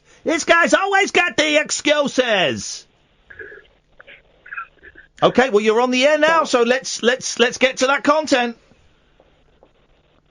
Catherine is becoming filthier as she gets older. Hello? I'll let you deal with that one, Catherine, because I'm still ordering pizza. Okay, and your evidence for this would be? It's almost now a daily occurrence. Okay. Now, did you hear Iain talking about his penis earlier on? Did you hear him talking about his balls yesterday? No, So, why is it different for me than it is for him? Yesterday, yes. Yeah, okay. So, but you're not keeping score with Iain. That's interesting. Well, because he's always been a deviant, but you haven't. You always sort of the classy sort of side of the. I've been rubbing off on her. I feel he drags you down. He missed that one. I've been rubbing off on her. There you go. There's another one. That's believable. There we go. Thank you very much indeed. Pizza is ordered. Didn't even know what he was talking about. Let's go to those ads. Across the UK, online and on DAB. The Late Night Alternative with Iain Lee on Talk Radio. 03444991000. We'll take calls straight to air till 1 o'clock because it's a little bit quiet on the phones and more texts on the star page. Jennifer friend Whitley Bay says, I think the new Mamma Mia film is Islamophobic. Oh. There's no representation of Muslims or Muslim culture in it whatsoever. That's a joke from an Islamophobe. Then there's lots of texts about, and I refuse to use the phrase, and you will never hear me say the phrase, the Jihadi Beatles. No. You just won't hear me say it, because I think that to call those guys the Jihadi Beatles is disrespectful to music, disrespectful to Paul McCartney, disrespectful to the widow of George Harrison, and disrespectful to Vox Amps. I will not call them that. No. Also, it adds them an air of cool that they don't deserve. It certainly does, so you will never hear me say that. So I call them the Jihadi Mersey Beats, because that band were rubbish. And lots of texts about them being sent to America, possibly to face the death penalty. Okay, and Labour saying they disagree with that. Are we to understand that dummy spitter Dom Grieve and wit-challenged Diane Abbott would prefer the Syrians free to mass murderers, alleged, rather than see them tried in the USA? That's from Treble. Ex-Labour voter says Diane Abbott is mortified the so-called Beatles terrorists may now face execution. These people were involved in many horrific executions and deserve to die. B. Todd says, Diane Abbott, shame on you, sticking up for murderers. I wonder if she would feel the same if it was one of her family beheaded by those monsters. Maybe there should be a referendum to bring back capital punishment in the UK. An eye for an eye. I don't think the people who were affected directly by a crime should be the ones making the laws. Jimmy Wiggins says, can't believe in this country moaning that we could allow US to hang the 2 ISIS Beatles thugs. They'd still be killing innocent defenceless people if free. Well, here's the thing, right? My knee-jerk reaction when I heard that they were going to go to the United States and possibly face the death penalty, my knee-jerk reaction was, good, actually, I don't really care. I'm against the death penalty, but it wasn't good. I'm against the death penalty, but my reaction lasted about 3 or 4 days, which is quite long for a knee-jerk reaction, was, I don't really care. But I'm not going to miss those guys, I don't care. Maybe the death penalty is the right way to go for them because they are scumbags and they, what they did was horrific. But then the more I think about it, the more I realise that no, of course they shouldn't. If you're against the death penalty, which all sensible, right-minded people are, they shouldn't go and face execution because it has to be. If you're against the death penalty, it has to be an absolute.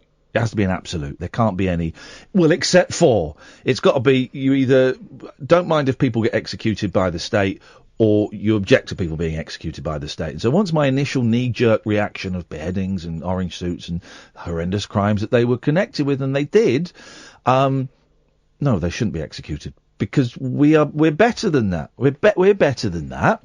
And also the death penalty doesn't work as a deterrent because, I don't know, they seem to have quite a lot of murders in states in America where they have the death penalty. And also, if you reintroduce the death penalty, Derek Bentley, ladies and gentlemen, you can never be 100% sure that someone did what they did, so innocent people will die. That's what. So you can't. So, and I think I've not really been following the story all that well, but aren't Labour just saying, well, no, we're against the death penalty, so as a nation, so no, they shouldn't face the death penalty. Also, let's remind ourselves we've gone wading into other people's government business and tried to bring them democracy and tell them that surely humankind is better than some of the things that they're doing. But then we go killing people in the name of. And also, if I got this right, because it's as all of these stories are, it's significantly more nuanced than Sajid Javid has said, I don't mind if you kill them. Because they're no longer British citizens, they wouldn't have come here anyway. They certainly wouldn't have been extradited here or brought here to go to court because they're not British citizens anymore. That's been removed, whether that's legal or not. So I think the only options were available were Syria releases them, they go to Guantanamo Bay, or they go and face trial in America where they will probably be executed. Those were the only 3 options. And so he's kind of said, well, our preferred option is they go to America. And it's not they go to America, so I hope you kill them. It's they go to America and we realise that they might face the death penalty. Because because freeing them in Syria would be stupid, and Guantanamo Bay is a farce. You know. And also, they're talking about closing it all the time, aren't they? Aren't they? Maybe not Trump now. Maybe. Hello, line 1. You're on the wireless. Hello, caller. You're live. What would you like to say, caller? Hello, sexy caller. What would you like to say? Okay, you borrowed it. Let's go to line 2. Hello, line 2. Andre. Hello, Andre. Is that James? Yes, it is. What would you like to say to James? Well, to Ian, really. I've got my lappy open and I've got a tune ready to sing. Okay, away you go. Right, is he there? Yes. Right, hold on. Lovely airwaves to myself, please. Just sing the song, please, caller. Yeah, okay. Thanks for the warming up. Here we go. Okay. And turn your radio off, caller. Yeah, hold on. Oh, bring on, get up now, haven't I? Yeah, he's got to get up. Hold on, it's starting. Okay. Let's go to line 3. Hello, line 3. Hello. Hello, turn your radio off.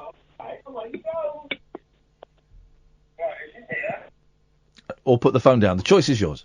He went for the latter. Okay.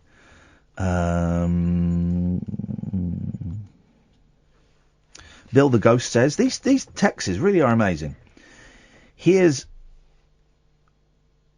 Gosh, I've just seen the text above it. I'll get to that in a second. Let's do the fun one first. This is the fun, misogynistic one first before we do the nasty one. Oh, great. Here's a tip for keeping... This is from Bill the Ghost. Here's a tip for keeping cool in this hot weather. Put a hot water bottle in the freezer, then take it to bed with you.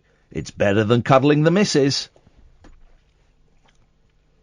And here's one from a guy called Stocky Shell. This is one of the most... This will blow your mind. I can barely read it. Greeks have a cheek asking for us to help with their fires. Where were they when we had Saddleworth fires? Were the Saddleworth fires the moors up north? Mm-hmm. How many people died? Don't think anyone died. Let me check. Because the Greek fires, and I've not listened to the news all day, but by 10 o'clock this morning, 80 people had died in the Greek fires and dozens were still missing. You know that total is going to be over 100 people that have died. So, Stocky Shell, you racist, probably EDL supporting little shit. What an obnoxious, obscene... You imagine that he thought bloody Greeks asking for help. It's a tragedy beyond any tragedy we've had here. They shouldn't even be. You're right. They shouldn't be asking for help. We should be going over there. We should be going over there, sending the army over there or whatever, saying, right, where do you want us? What can we do? What can we do? What? Isn't that incredible? Besides which, there are, if you're bothered about nationality, and that's how you weigh the value of life. Give him the double whammy. There are our people trapped in it too. Yeah. There's Brits, there's at least, there is a Brit family that is missing. Yep. That haven't been located yet. So, I mean, what a horrible thing. Not only to think that, but to think, I'm going to text that into the Daily Star. Oh, it doesn't surprise me at all. I'm going to spend my 25 pence plus my usual network charge to text in something really obnoxious and horrible about one of the worst tragedies that has been seen on mainland Europe for years. It's the kind of boring balls you'll hear in any pub after about, 10:30, once the beers have started to settle. It's people like Stocky Shell. I hate this country because of people like that, and I know that every country's got people like that. Yeah. I know that, but I hate this country because people like that. Just it's my free speech. No, it's not. Your free speech shows you're a racist, ignorant dick. Hello, line 1. Yeah, sorry, I've got a few technical problems there with my laptop. Yeah. Okay. And I couldn't get it right, but hopefully I'll try later if you want me to. That would be... What, can you not do it now? Is that Ian or James? Thanks for calling. Let's try line 2. Hello, line 2.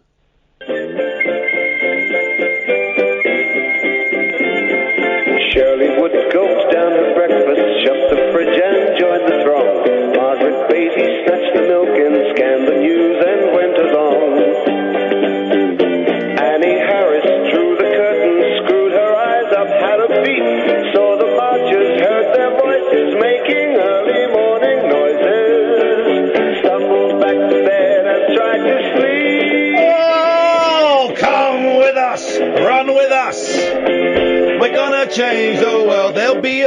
so full of praise when they've rearranged the world. We'll start the next hour with that. That's a great song. That's the best song Matt Monro ever did. I wish he did more up-tempo. I don't like the Matt Monro ballads. I like the voice. Great voice. Milkman, wasn't he? Or Postman? Yeah, Milkman.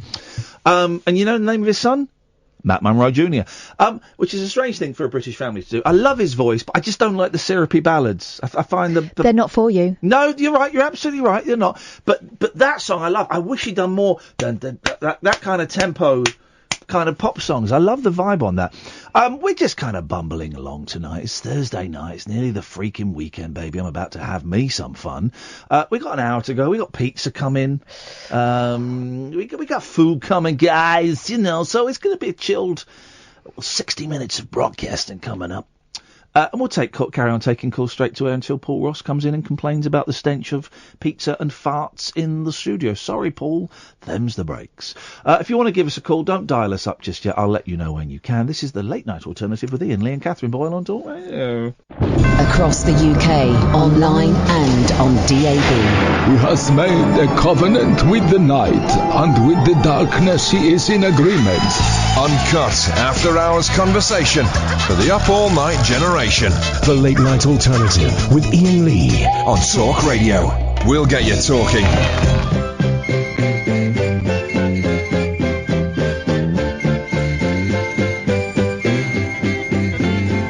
Shirley would gulp down her breakfast, shut the fridge and join the throng. Margaret Beatty snatched the milk and scanned the news and went along. Annie Harris drew the curtain, screwed her eyes up, had a peep, saw the marchers, heard their voices making early morning noises, stumbled back to bed and tried to sleep. Come with us, run with us, we're gonna change the world. You'll be amazed, so full of praise. When we've rearranged your world, we're gonna change your world. Shuffling through the cold black morning went the marchers, spirits low, grunting greetings, grimly pressing on to where they had to go. When the sun came up, they brightened, stopped to have their thermos brew. Annie Harris got up gladly, pondered for a little sadly, then got on with what she had to do. So come with us, run with us, we're gonna change the world. You'll be amazed, so full of praise. When we've rearranged your world, we're gonna change your world. At their target, numbers swollen, up the marchers' banners go, chanting, shouting out with leaflets, protest for everyone to know. Sit in front of all the traffic, harried, busy, shopping wives, try to stir their ostrich notions, whip them up to wild emotions, put some fire into their wretched lives. So come with us, run with us, we're gonna change the world. You'll be amazed, so full of praise. When we rearrange your world, we're gonna change your world. Shirley Wood was dragged, still sitting by a policeman from the road. Margaret Beatty had her face slapped by a man she tried to goad. Annie Harris in the office paused in typing, thought of Don, glanced again at his last letter, died for others to live better, brushed away a tear and carried on. Come with us, run with us, we're gonna change the world. You'll be amazed, so full of praise. When we rearrange your world, we're gonna change.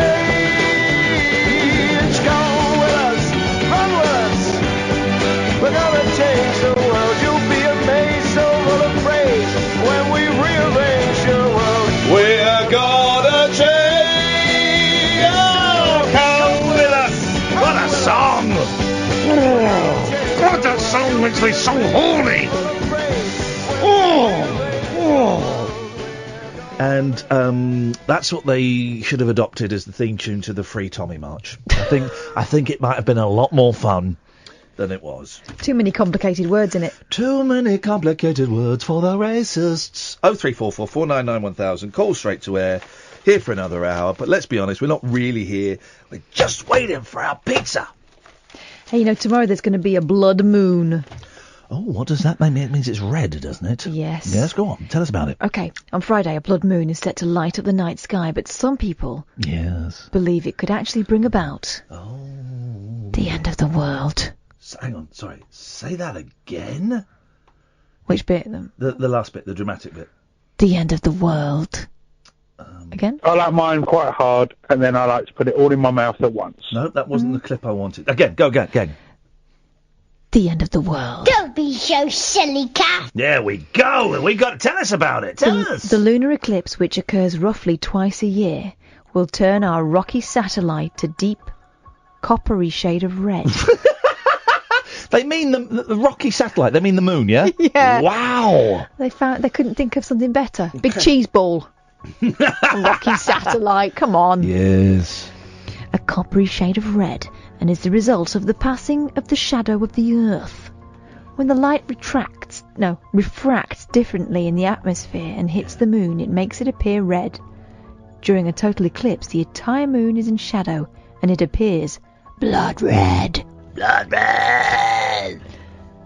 Friday's striking lunar eclipse is expected to be one of the longest seen this century, at roughly 1 hour and 43 minutes. Despite its purely scientific origins, I like the way they're trying to allay the fears of people who point at planes. Despite its purely scientific origins, the blood moon is thought by many to be a mystical sign of doom. It's not. Here are some of the most prominent myths and conspiracy theories. Are you ready, everyone? Here we go. What paper is this from? The Mirror. Okay. Biblical prophecy. Some believe that the blood moon relates to hidden messages in the Bible. Oh, jeez! Describing the end of the world. The Bible code. Doomsday ministers John Hagee and Mark Blitz first popularised the blood moon prophecy in 2014, suggesting that the ongoing tetrad, 4 consecutive lunar eclipses, is the indicator of the end of the Earth. I just dropped my guts while you were doing that little bit there. No one noticed. That is more likely to bring about the apocalypse. If I taste that, you're dead. You wait until the car journey. It's my car, window shut. Carry on, Catherine. So horrible. Yes. All right, so we're talking about the end of the earth as described in the Bible in Acts 2:20 and Revelation 6:12. The Bible is listen, guys. The Bible's a great. Well, bits of the Bible are great. There's some fun bits in there. There's some good stories in there, but it's made up. It's not true. It's not the word of God, and actually some of it's quite badly written. Well, let's see how the Mirror handles this one. Okay. The first eclipse in the prophesied tetrad took place on April 15th, 2014, and was followed by blood moons on October 8th, 2014, April 4th, 2015, and September 28th, 2015. So, the prophecy didn't work out quite as the preachers expected. The theory is interpreted from the book of Joel, which says the sun... Hang on, the book of Billy Joel? What? Which says, tell her about it. Tell her all your crazy dreams. It's quite good for you. Which says... Normally your jokes aren't the very sun good. will turn into darkness and the moon into blood before the great and terrible day of the Lord comes. A similar passage in the book of Revelation reads, and I beheld when he had opened the 6th seal, and lo, there was a great earthquake, and the sun became as black as sackcloth of hair, and the moon became as blood. Unsurprisingly, the prophecy has been repeatedly dismissed by astronomy experts. Okay. Horoscopes. So? Do you want to know about that? No, not really.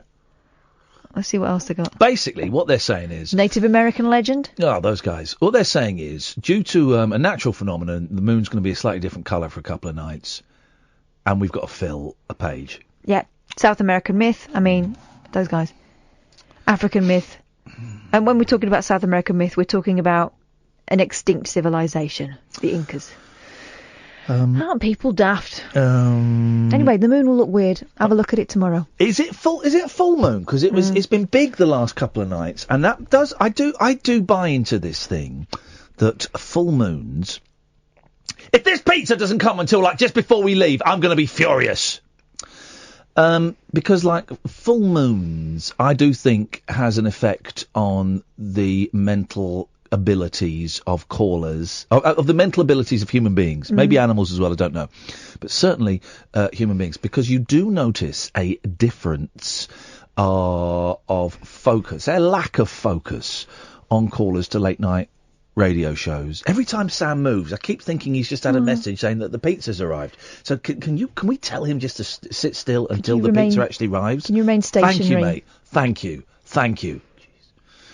I've totally lost my train of thought because of that tosspot. You think that the full moon has an effect on people's equilibrium? Yeah, sure. We all thought CDs had put a stop to the cassette tape. Fast forward to 2018, however, and it seems music fans are rewinding the clock. Sales of cassette tapes have boomed by 408% in the past 5 years. Yeah, they're making and they're trying to equate this to like the comeback in vinyl, which it isn't, because vinyl's selling more than it was, say, 10, 15 years ago, but it's still a drop in the ocean compared to what it was selling 30 years ago. You know, it's a drop in the ocean. And cassettes, I was never a fan of albums on cassette, you know, the official albums. Cassettes were great. TDK C90s were the best. Never wanted a C120 because the tape was too thin. C60s I always thought just a little bit too short. C90, TDK, classic, was great for putting sometimes 2 albums on, sometimes 2 and sometimes 3 albums if they were like late 60s Beach Boys albums, sometimes 2 albums and all the related singles, or sometimes just taping a load of weird stuff off the radio willy-nilly as you were. The C90 is the perfect length. Making a mixtape. Oh, man! The C90 is the perfect length for that. And cassette king. It was. And when, again, I get the new house, going to set up my nads, get my nads out and dust them off, making a joke, because I was like, I'm talking about Go Nads, it's actually the brand over there. I've got double tape deck, and I'm gonna hook that bad boy up. I've got some tapes, not got many tapes now, I had a bit of a clear out, but I'm gonna get that rocking and a rolling. I might even make some mixtapes. I'd love to have a tape player in my car again. I'd love to. But, you know, people don't believe in that anymore, do they? No. I haven't even got a CD player in my car now. That doesn't make sense to me. No. I would insist on a CD player. And also, here's the thing. Yeah. My Mini has stopped talking to my iPhone. Should you be telling us or your husband about that? Because Mini can mean VJ. Oh. I don't even know what that... I need... When I bought this last car, I said, could you replace the stereo with a cassette player? And the kid went, huh? Oh, it's all right. But I'm thinking, if things pan out the end of this year, early next year, I might buy myself a nice car. I've not had a nice car. I've had a functional car for, let's say, the last 13 years. Mm-hmm. I've not had a nice car for 13 and a half years. The drug years, when I bought a really expensive car, and then I stopped working on telly so I could spend more time taking drugs. And then it's the only car I've ever bought on the Never Never. I always would buy a car outright, and I got a bit of trouble with it anyway. So is that why you still buy them outright now? I always buy them outright, and I'm lucky. I save up and I go and buy a car outright. Also because if you buy it on the Never Never, you pay like an extra $3 or $4 grand over the time, and also this is the racket. This is the racket. You know how car dealerships make money? It's not through selling cars. Do you know how they make money? Go on. It's through the financial. It's through the finance loan, agreements. The finance agreement. They don't make money selling cars. They make money through the finance agreements. That's why they always say you can spread this payments out over 3 or 4 years. This time around, they didn't even want a deposit. No. And I said, I can give you a deposit. Nah, it's not worth it. No. And they get the person selling it gets a bigger commission. I don't even know if they get a commission from the cars. They get a bigger commission from the finance agreement, and the dealership gets a bigger kickback from the finance agreement. So when I go in, I don't buy expensive cars, right? And I save up. It's not like I've got a load of money I can just go in and buy a car. I kind of save up and scrimp and save. So when I go in, I go, I'm gonna put this, and it sounds so flash, and I don't mean it to, you know, when people are struggling to buy food, but I'll put this on my Switch, my debit. Switch. I put it on my Visa debit. And they go, oh no, do you not want to take out a payment? No, I'm gonna pay it now. Well, it would be easier for you. I said, well, no, because you're getting money for it. Okay, well, if you don't want that, how about the extended warranty? No. Would you like... And then they do this weird thing where they try and sell you, like, some coating or something for, like, £350. And I was going, no. I've got kids that eat biscuits and have crayons. What good is that? And then they do that deal, well, it's normally £350, but we can do it to you for £89. But I don't want it. I just want the car. That's it, guys. Sales of cassette tapes have boomed by 408% in the past 5 years. The resurgence of the nostalgic format, which peaked in the 70s and 80s, has been driven by artists making limited runs of their albums as a collector's item. That young lad that we had him, Hollow Hand. His first stuff was on a cassette. I like him. But that would be quaint for him because he won't remember what it was like when that was just the way you bought things. Yeah, we used to love a stack Being of cassettes. retro. Still buy cassettes and VHS tapes on eBay when the mood grabs me. Yes, line one. Good evening. Yeah, okay. If you had to choose a song from the albums 1967 to 1970, The Beatles, which one would you choose? So you mean the Red album? It wasn't red when I looked at it, but yes. Well, hang on. Well, what colour was it? Well, it was on my MP3 player in the car, so I never actually saw its colour. So you're phoning up to ask me to pick a song from an album when you don't even know the colloquial name of that album? Well, I've heard all the songs on the two. But you don't know albums. The street name of the album. Well, I wasn't born. I'm out. It's known as the Red Album. Hey, do you know what the correct title of the White Album is? You know it's not called the White Album. You've asked me this before. Oh, the White... What? The White Album isn't called the White Album. Oh. It's called the Beatles. It's called the Beatles, yeah. It's called the Beatles. But everyone calls it the White Album. Because it's white. It's a crazy world we live in. You're listening to Talk Radio. The Late Night Alternative with Iain Lee on Talk Radio. We'll get you talking. 03444991000. Call straight to air until 1 o'clock when Paul Ross comes in. Good evening, line 1. Oh, good evening. It's Terry here. I'm phoning about audio cassettes, Ian. Yeah, we go, Terry. Now we're in. What you got for us? Well, in the days of the vinyl records, Ian, it was the quality that mattered, and I'm afraid I'm a bit of a techno guy because I used to be in electronics years ago. Yeah. And a funny thing about it is that the quality is analog off a vinyl. Yes.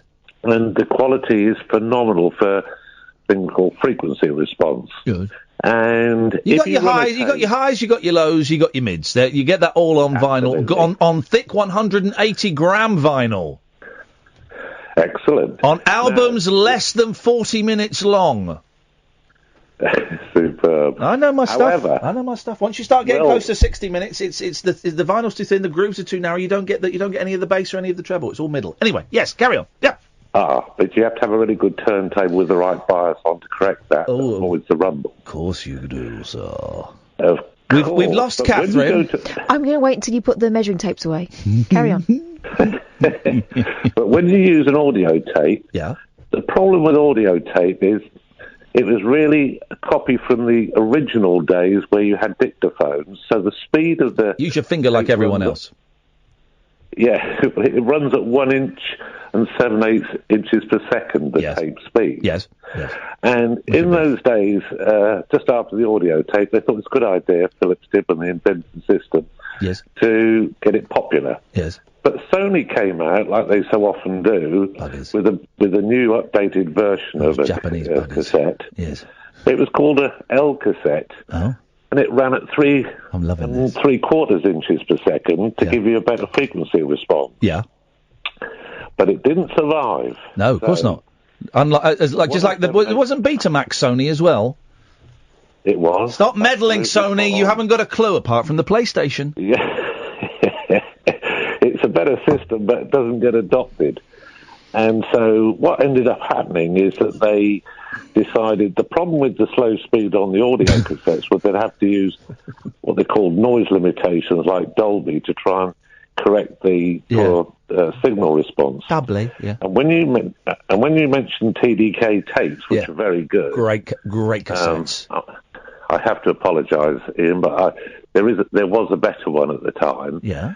Known as the Maxell UD-XL2. I was 15. I couldn't afford the Maxell UD-XL DR9. Couldn't afford that. TDK was stretching it. Well, they even came out with what was called just ordinary chrome audio cassettes. And the problem with those is that they wore the heads out on the tape player, so that didn't work, although it's got better magnetic properties. Yes. Can I just interrupt you for a second, caller? Catherine? Sorry. Catherine, this is actually interesting. Stop doing an Eric Morecambe with your glasses. This is the direction I want to take the show in. Old guys like me talking about the speed of cassette, okay? And if you're unhappy with that, well then maybe you should go and apply for that job at BBC Radio Nottingham. The auditions are on Saturday. Sorry, where are you going? I've got to go and prepare an audition. Wow, she's going! She's actually going! I can't believe that! Screw her! Screw her! I'm so sorry. That's all right. But listen, I know that cassette is not the greatest. It's not the greatest format in terms of quality, right? But it's better than MP3. And also, the cool thing about it when you are 15 years old in the 80s is it was the only thing that was portable. You could take it in your dad's car and you could put it in your Walkman. Yeah, except it wasn't too good if you put them near magnets in daylight. I never had that problem. I know what you mean, but I never had that problem. But it was great because you could carry it around with you, and it was smaller than records, and you could get maybe 3 albums on there, so that was good. But also, you couldn't record your own record. Even when CDs came out, for the first 20 years, it wasn't. Yeah. Oh. Hang on a minute. I think that might be my pizza. It wasn't easy. Hang on a minute. Caller. Hello? Yeah? Okay, I'll send my assistant down in a second. Thank you so much. Here we go. Catherine? The pizza's there. Anyway, whatever I was saying... it was good because you could record stuff on it. You couldn't even record CDs for like the first 20 years of CD life. Absolutely. Yeah. Of course, in those days, the nearest thing we got to getting good music on the tapes was their old fluffy stuff. Don't even get me started on DAT. You talk about the formats, DAT and mini discs, formats that were great quality and fell by the wayside. But I think I may be losing the audience. Hey, listen, thanks for calling, man. Speak again. Just one thing, Ian. Yes. Can I tell you just one thing? When you sort of identify people as being on the wireless, I don't know if you know, but in real technical terms, a wireless is called a super heterodyne receiver. I did know that. I prefer the term cat's whiskers, but there you go. I can outdo you. You're a good man. Thanks for calling. I appreciate it. 0344 499 1000. Yes, line 2. Good evening. Yes? I would just like to... oh, God. You were talking about the Red Album. I can't hear you because your phone line is crap. I should have stuck to my guns. It wasn't the Red Album I was talking about. I've just looked it up, and the albums I was talking about, 1967 to 1970. It's the Blue Album! The Beatles. No, it's... The Beatles, 67 to 70, the Beatles. It's the Blue... What is it? What colour is the cover? Well, it might be blue. There's the Blue Album! No. For goodness sakes, man. It's the Blue Album. Why does anyone listen to this? I don't know why people listen to this show. I think the thing that I'd like to communicate when me and Kath go and do this talk, but I don't know how to do it without sounding arrogant, is that I want there to be more shows like this, where it's kind of, messy, and sometimes sometimes I think the show is brilliant, and sometimes I think the show is awful, and it's that kind of unpredictable, because all radio shows now are kind of all right. You know what I mean? They're just consistently all right. They're all right. You listen to Nick Ferrari, it's all right. You listen to Eamon Holmes when he bothers to turn up, it's all right. Everything's all right. There's nothing that's brilliant, and there's very little that's terrible, right? So to have a show that goes, that spans both of those things, sometimes in the same 5 minutes, I'd like to hear more shows like that, like this. Hello, line 1. Hey, Ian. Yeah, hey, man. How you doing? Yeah, I'm all right, thanks. And my pizza's here, and I'm doing a radio show, and my colleagues are out there. Dig in, guys. As long as I get one of those potato wedges, I'm good. Dig in, mix and match, mix and match. I'm good, thank you. Caller, what have you got for us? I know Cass a big fan of the Gone Fishing with Bob Mortimer and Paul Wass. Have you watched it yet? I haven't seen it, no. You haven't seen it? No. Seriously? Yes. Why? Well, why would I have seen it? Well, why wouldn't you? Because it's brilliant. It's great. Okay, well, there's loads of brilliant, great things out there that I've not seen. Yeah, and people often come on and say, you know, watch this here, and you go, oh, yeah, I'll go and watch it. No, I don't. I almost never say, oh, yeah, I'll go and watch it. You do, and then you don't watch it. Well, okay, I do. No, I'll go and watch this. You got to watch it. It's not about fishing. It's not fishing. It's nothing about fishing. I've told you I'll go and watch it, but I won't. Oh, I'm going to get on to Kath. Well, and say what? Make her. Yeah, she'll strap you down and make you watch it. I'm not going anywhere near Kath if straps are involved. Not after the last time. Oh, so no, never mind. Thanks for your call. It sounded surprised that I hadn't seen a TV programme. Line 2, you're on the wireless. Hiya. Hello, Line 2, you're on the air. Yeah, I sell cars. Sorry? I sell cars. You sell cars? Yeah. We were talking about financing and how we make our money. Yeah. Well, that's how we make our money, financing. Is that how you make your money? Yeah, there's no money in cars anymore, is there? It's all gone. I know. I know. I made this point, and well done. You're proving that I am a polymath. You are. You're telling the truth. I can't believe it. I'm not a liar.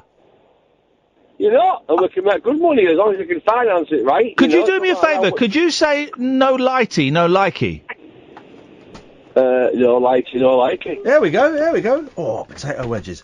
Well, so how much do you make if you sell a... He's gone. Well, Sam was going to get some pizza, but now he realises he's got to work because he's got to press the button.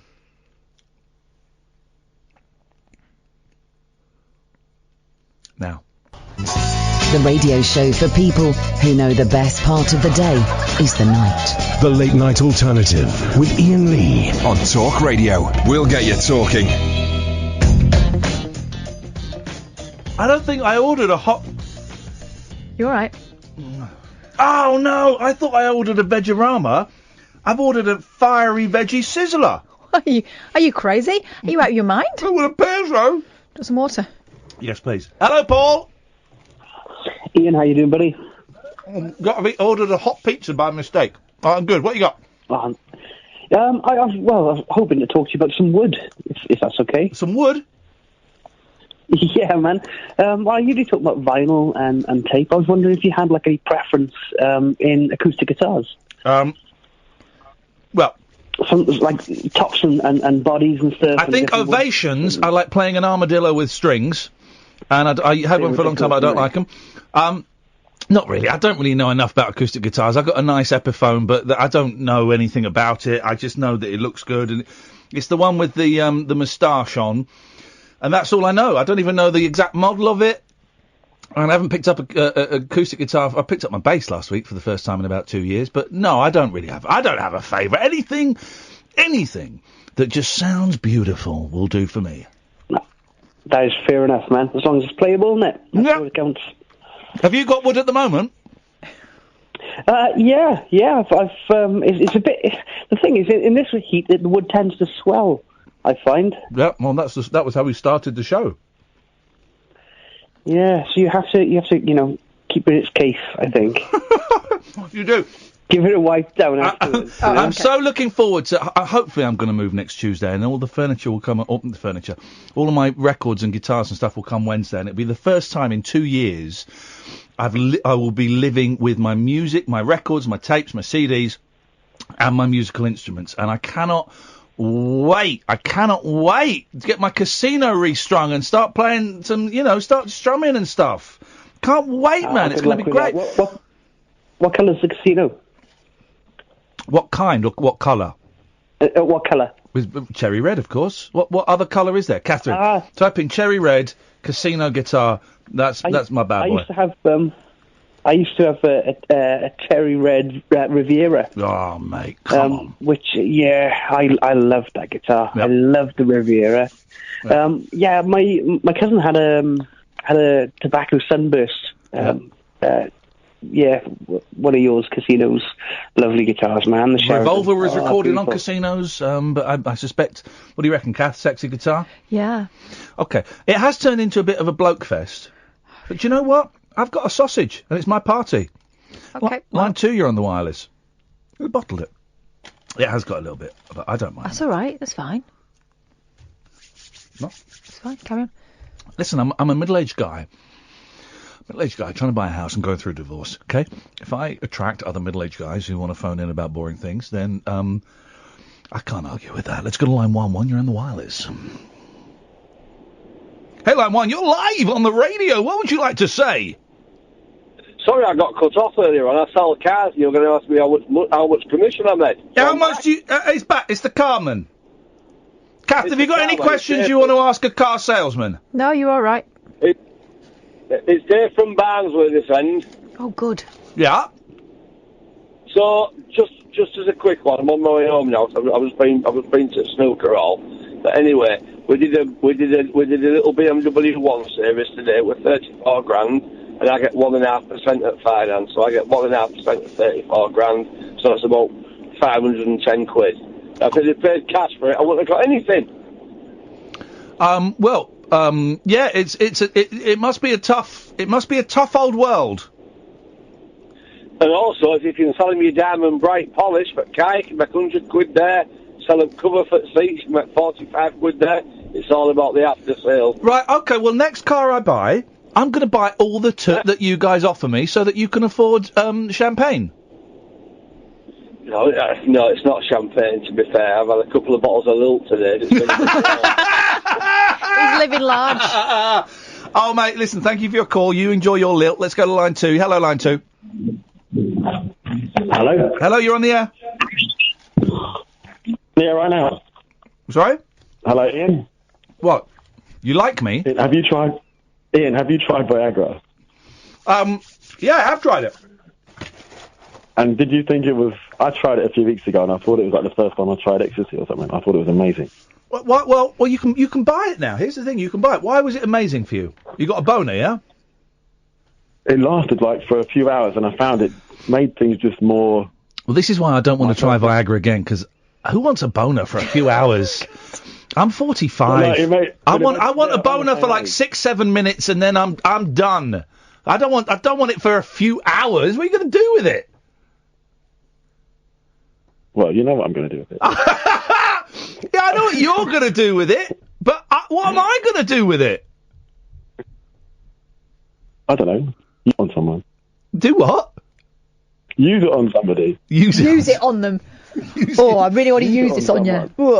That's a long time to be paying attention, and I'm not. What are you? What are you? 25, 26?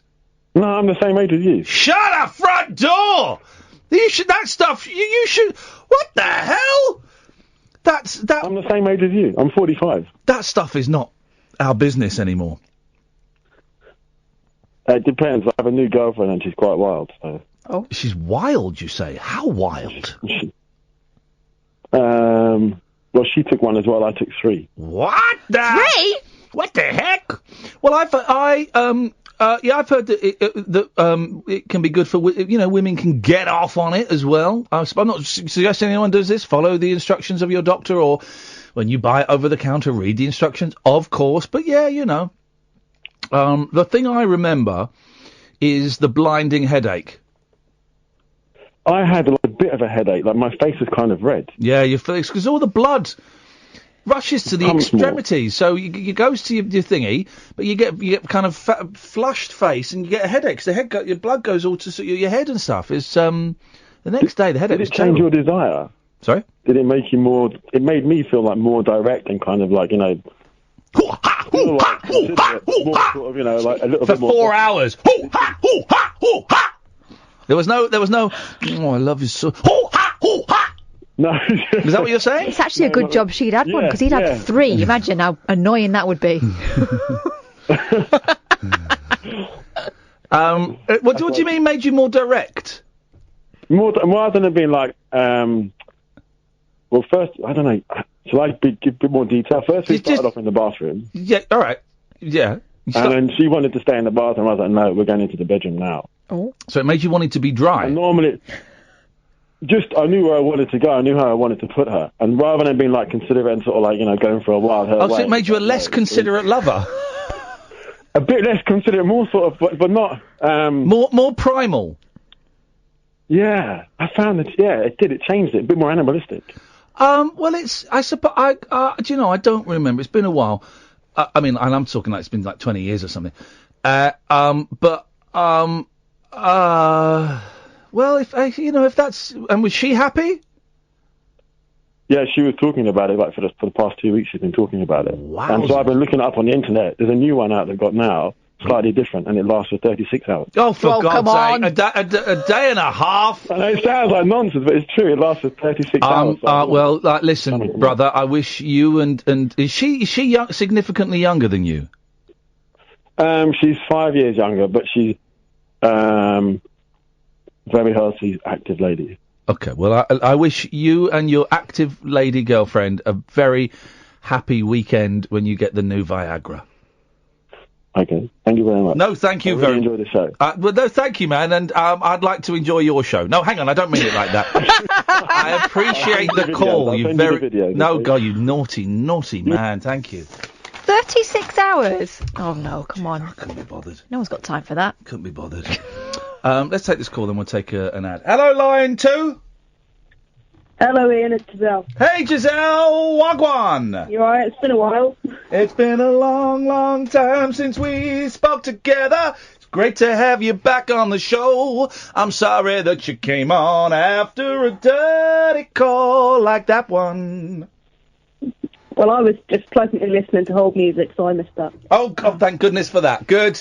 Please, I'm glad. Don't listen back. It was filthy, and we are better than that.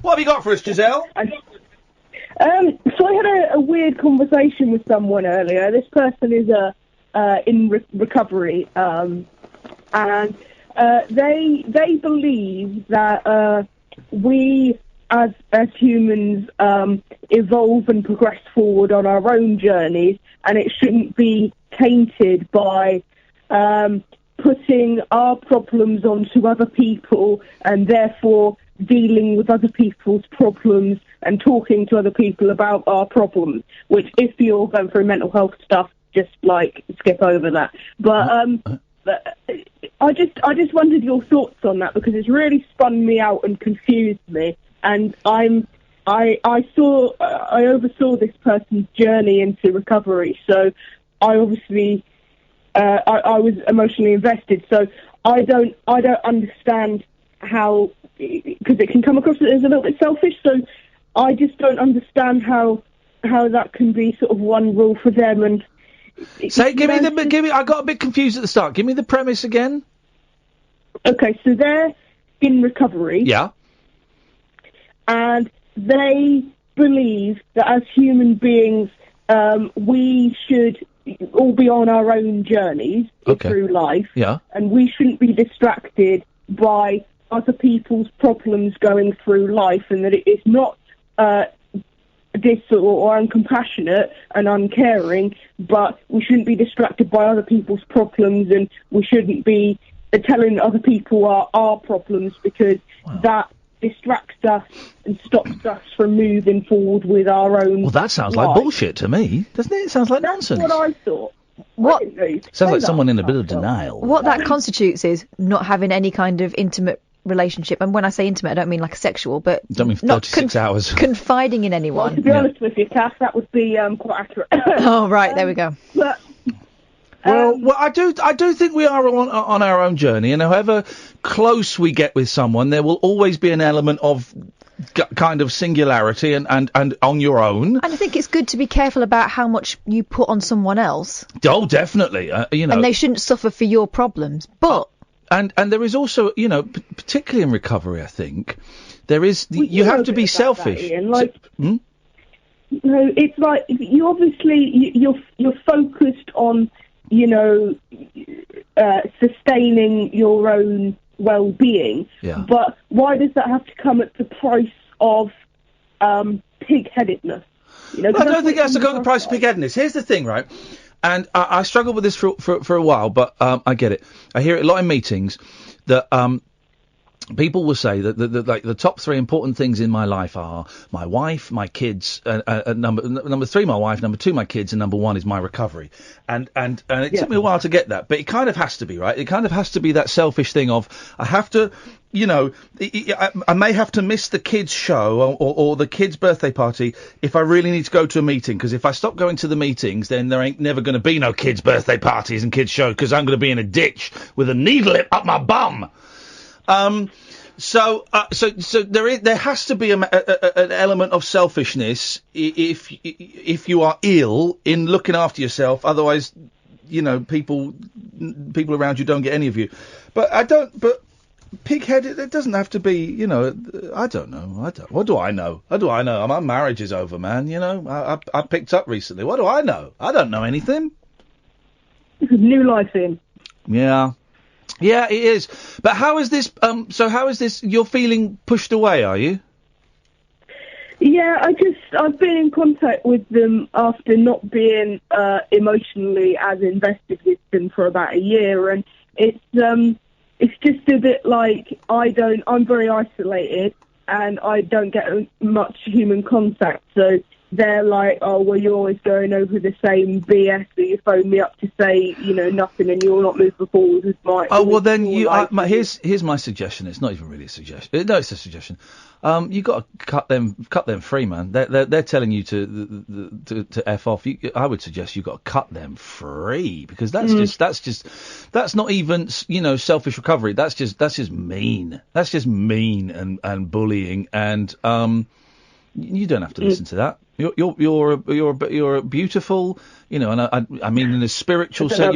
No, I don't mean physically, but you are a beautiful, caring spirit, and you don't have to put up with behaviour and attitudes like that from anyone. No, how you feel is just as important as how they feel. Yeah, I hope so. I mean, Ian, you did a blog a little while back about regarding loneliness and your particular point. I remember about you don't want to join groups, because who wants to join groups when you're feeling like that? And I remember going to meet a load of strangers and how difficult that was in an organised setting. Yeah. And it was it's like you have to challenge yourself and stuff, but it is it feels alien, and it's it's trying not to hang on to previous attachments, but also not being bullied into other people's agendas.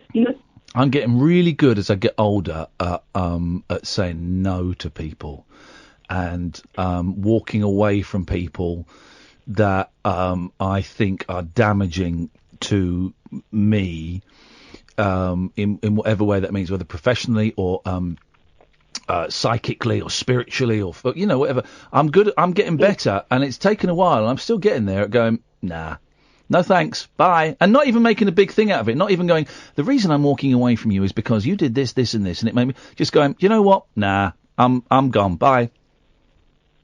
I don't know, Giselle. You're a good person, and no one deserves to be spoken to like that. Yeah, okay, you too, guys. Nice to talk to you. Nice to talk to you. Give us a call again. Thanks, Giselle. I feel like I'm not really in the place at the moment to. No, yeah, but I think what you said was right. The older I get, the more I allow people to be dicks, but they don't have to do it to me. It's like 36 hours. You know what? I don't get angry about the way people are anymore. I just go, right, well, they've shown themselves. Now it's up to me whether I incorporate that into my life or whether I just let it go. Because you can't expect someone to change. I could call again, Giselle. Maybe I just, I'm in such a weird place with this house that was supposed to go through today and didn't, and a divorce, and fears about work and stuff and all of that. So I'm not in the best kind of place to. But anyway, call straight to air for the last few minutes. Then it's Paul Ross. This is Talk Radio. The Late Night Alternative with Iain Lee on Talk Radio. 0344 499 1000 is the telephone number. Calls straight to air. Line 1, you're on the wireless. Hello, line 1. Thanks. Line 2, you're on the wireless. Hello there. Hey. It's Zubair. Sorry? You remember the food guy? Hey, the food guy! Yeah. How you doing, man? How was your pizza? Good. Good to hear from you. I ordered a hot and spicy one by mistake, and I'm enjoying it. It's delicious, but I didn't want a hot and spicy. Oh, why is that? Sometimes you need to spice up your life. I love spicy food. I've been going for a lot of curries recently. I don't know why. I don't always fancy them, but I've really fancied them. But I didn't fancy spicy tonight. But I've got it. I'll eat it. I'll enjoy it. But did you share with Catherine, or you just? I bought pizzas for the whole team. Yes. I'm not a tight man. How are you doing, man? How's the YouTube channel going? Yeah, it's good. I'm stepping up and definitely feeling a bit more confident. And this is the first time I'm actually going to a restaurant to do like a restaurant review. A little bit nervous, but I'm just thinking like, what should I do? I spoken to the owner and they said, okay, you can do whatever, like go to the kitchen, shoot something in the kitchen. Yeah. But it's a review. I'm just thinking, like, what would you want to know about the restaurant? Is the food any good? So, do you just want to see the food, or? That's the main thing. This is the turn the microphone on, boy. Distracted by pizza. Of course, I do know who it is. Yeah, I mean, my first thing is the food any good? That's the first thing when you go out for a meal. Is it going to be any good? And can I afford it? And how's the service? Yeah, I don't want service that's too in your face. You can sometimes get them that it really annoy you. Yeah. I don't know. I've always got a fascination for the carpets in restaurants. Yes. I do. I like looking at the carpets in restaurants. Wow. Not helpful, is it? You asked. You asked. I'm thinking, because when I'm looking for a restaurant, I don't dine out too often because most of the time I prefer to cook at home and something new and surprise my family and everyone. But I was looking for how is their hygiene? Can I see how these guys are cooking or something? So I really want to show how these chefs are doing, what's their ethos, what type of foods they're trying to cook. Are they frozen or are they fresh? These type of things. Yeah. And you mentioned about service. Definitely I want to do something about service, to focus, someone is serving with a good smile, definitely. How are you going to film it, man? Are you going to, are you got someone with you? Come in, Paul. Have you got someone with you who's going to be filming it for you? Are you doing it secrets? Are you filming it? What's the deal? I'm filming it with a tripod, definitely. Okay. Yeah, it's going to be a hard job, definitely, going forward, backward, like this. So, yeah, I've spoken to the owner. And he's cool. The owner's cool with you going in and doing it? Yeah. And he said, if you come, because I'm going to do this alone. So I'm going before the service time. Yeah. So I'll shoot before the service time. and when the service starts, I will just take like a few shots of. Hey, listen, man, I've got to go because Paul Ross is coming in and he's flicking me the finger. This is honestly, would never do so. I mean, he's doing it. I don't think I've ever seen or heard you swear, Paul Ross. I'm sure you can. F off. There we go. Give us. Tell you what, listen, man. Let us know when it's up and stuff, and we'll have a little look and we'll tweet it and we'll give you our honest thought. See on the Twitter, yeah, definitely. Nice definitely. One. Good to talk to you, man. Thank you for the call. Ta-ta. He runs his own YouTube channel, that fella, where he does. He's like a cook and stuff, and it looks amazing. And the videos are beautiful, crisp, great colours. You know, it just looks great. And he was worried because he was worried that people wouldn't understand his English and stuff. And perfectly comprehensible. He's people doing things off their own bat. Isn't it? Hello, Paul Ross. Good morning, guys. How you doing? Thank you for your slice of pizza I nicked. That one was molten with the jalapenos on it. Blimey, Charlie. I didn't mean to get that. I thought it was just a vegorama. Now clear your pipes. Why did he get a bit of my pizza and not any of yours? What is this? It was one on top, I guess. Unbelievable attitude from my colleagues. I nicked a piece with a pepperoni as well. Good for you. If that was yours. So I've had a double bubble. On the show tonight, we are talking about cannabis beer from Canada when we cross live to Canada. It's a new development, only in a couple of the territories, but apparently it's going down rather well. Also, as I'm sure you know, although there's the kind of misapprehension that elephants are terrified of mice, two things they really can't bear are pigs, which is why in the great wars against Carthage, the Romans had war pigs. They're covered in armour and sent against the elephants. The thing they're really terrified of, though, is bees. And now they've got a scheme in Africa to stop farmers shooting elephants because they terrible depredation on the crops.